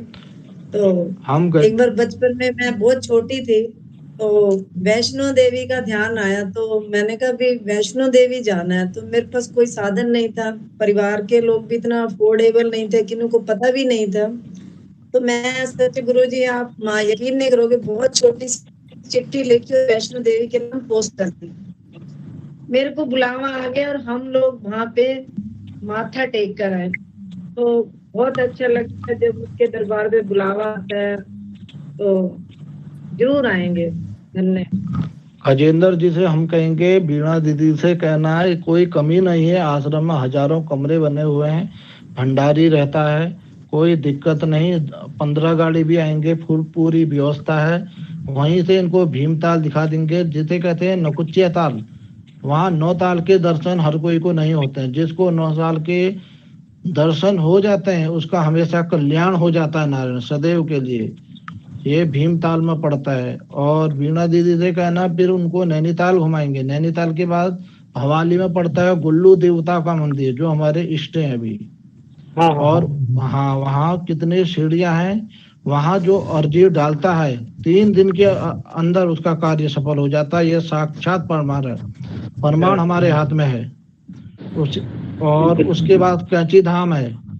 कैंची धाम वहां से आधा घंटे का रास्ता है भवाली से, गोल्लू देवता के मंदिर से। और वीणा जी से कहना की कोई कभी चिंता नहीं करना, महात्मा लोगों के वहां आकर पूरी व्यवस्था हो जाती है। बहुत बहुत धन्यवाद आपका गुरुजी। और आखिर में अब इसको समापन की तरफ अब ले जा रहे हैं। बस एक बार और कहना चाहूंगा कि आप सभी हिंदू और हिंदू संस्कृति के ऊपर कोई संदेश समस्त संसार और अपने भारतवर्ष में के संसार में अपने भारतीयों को कुछ कहना या कुछ देना चाहते हो, या कोई बात कहना चाहते हो, तो आप प्लीज बोलिए वीणा दीदी। हम तो बोलते ही रहे। हाँ जी दीदी। भाग जाते हैं लोग। हाँ जी आप। हाँ हम बोलेंगे नारायण, हमको कोई चिंता नहीं, हम तो कितना बुलवा लो, हमको कोई दिक्कत नहीं है। नारायण कर्तव्यम दृष्टा हिंदुस्तानम महाकलह, हिंदू देव भारतानाम भरत्वानाम भरत भारतः। मैं आभार व्यक्त करते हुए आप सभी लोगों का भारत वर्ष में और हिंदू राष्ट्र घोषित जितना जल्दी होगा उतना जल्दी मैं सनातन धर्म के बारे में हमेशा आग्रह, आपको हमेशा के लिए आपको धन्यवाद देते रहूंगा। और हम सभी लोग ये सनातन धर्म को आगे बढ़ाएं जितना जल्दी। आजकल हम देखते हैं बच्चे भी अपने माता पिता किसी का मानते नहीं है। कारण क्या है? संस्कारो यथा भवे, संस्कार अच्छा मिलता नहीं है। आजकल हम देखते हैं लोग आधे कपड़े, फटे कपड़े पहनकर, चलो 5,000 का अरे भगवान ने आपको सब चीज दिया हुआ है, बल बुद्धि विद्या देहु मोहि, उस देने के बाद भी आप लोग वो संस्कार, आजकल देखिए कितने लोग कट रहे हैं, भाई भाई को मार रहा है, क्या है, घर में संस्कार नहीं है। इसीलिए मैं सभी को आग्रह करते हुए कहता हूँ नारायण, और जब हमको बोलने के लिए समय देता हूँ, कम से कम 3 घंटा या 4 घंटा दिया करें, प्रमाण सहित आप लोगों को समझाऊंगा। अभी 2 मिनट में 4 मिनट में हम क्या समझाएं बताइए।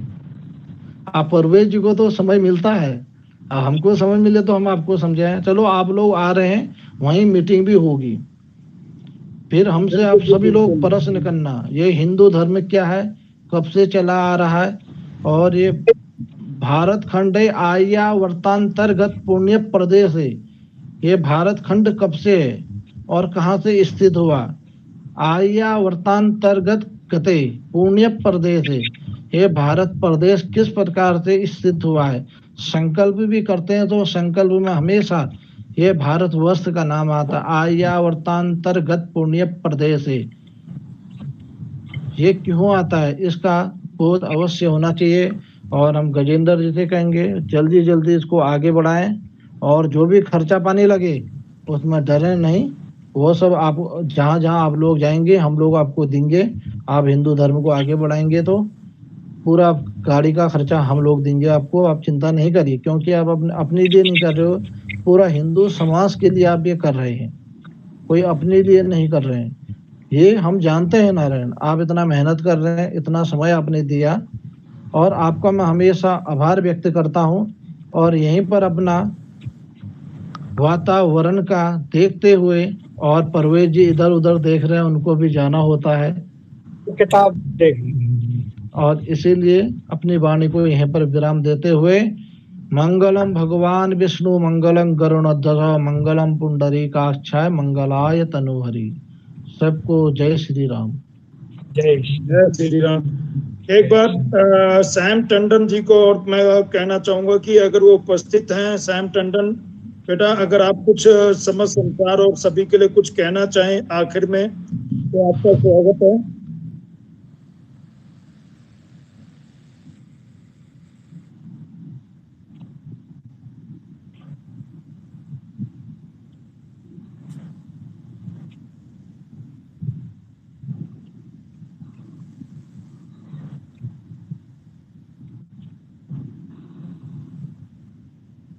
बहुत बहुत धन्यवाद सैम बेटा आपका, आपने जो इतना अच्छा जानकारी दी, और सबसे पहले मैं गुरु जी का भी बहुत बहुत धन्यवाद करता हूँ। और आखिर में अब यह हमारा समय आ गया समापन की तरफ, और आखिर में मैं आप सभी को हिंदू राष्ट्र के लिए, जैसे कि कल हमारे आदरणीय प्रधानमंत्री और सम्मान्य प्रधानमंत्री जी श्री नरेंद्र मोदी जी का जन्मदिन भी था, उन्हें हमने बधाइयां भी दी, लेकिन उनसे भी हम हिंदू वेलफेयर फाउंडेशन का समस्त परिवार हिंदू राष्ट्र के लिए मांग करता है कि हिंदू राष्ट्र को जितनी जल्दी हो सके नामित करें और हिंदू राष्ट्र के निर्माण की तरफ उसको लेके जाएं। और जो भी भाई बहन राष्ट्रीय अंतर्राष्ट्रीय स्तर पे हिंदू वेलफेयर फाउंडेशन के साथ जुड़ना चाहते हो, वो चौधरी गजेंद्र सिंह दैया गज्जू बाबा 9355444630 9355444630 पर आप संपर्क कर सकते हैं, कांटेक्ट कर सकते हैं, या दूरभाष के द्वारा आप बातचीत कर सकते हैं। कोई भी जानकारी आपको हिंदू वेलफेयर फाउंडेशन से संबंधित या हमारे हिंदुत्व या हिंदू संस्कृति से संबंधित जानकारी चाहिए। जय श्री राम, नमस्कार। जय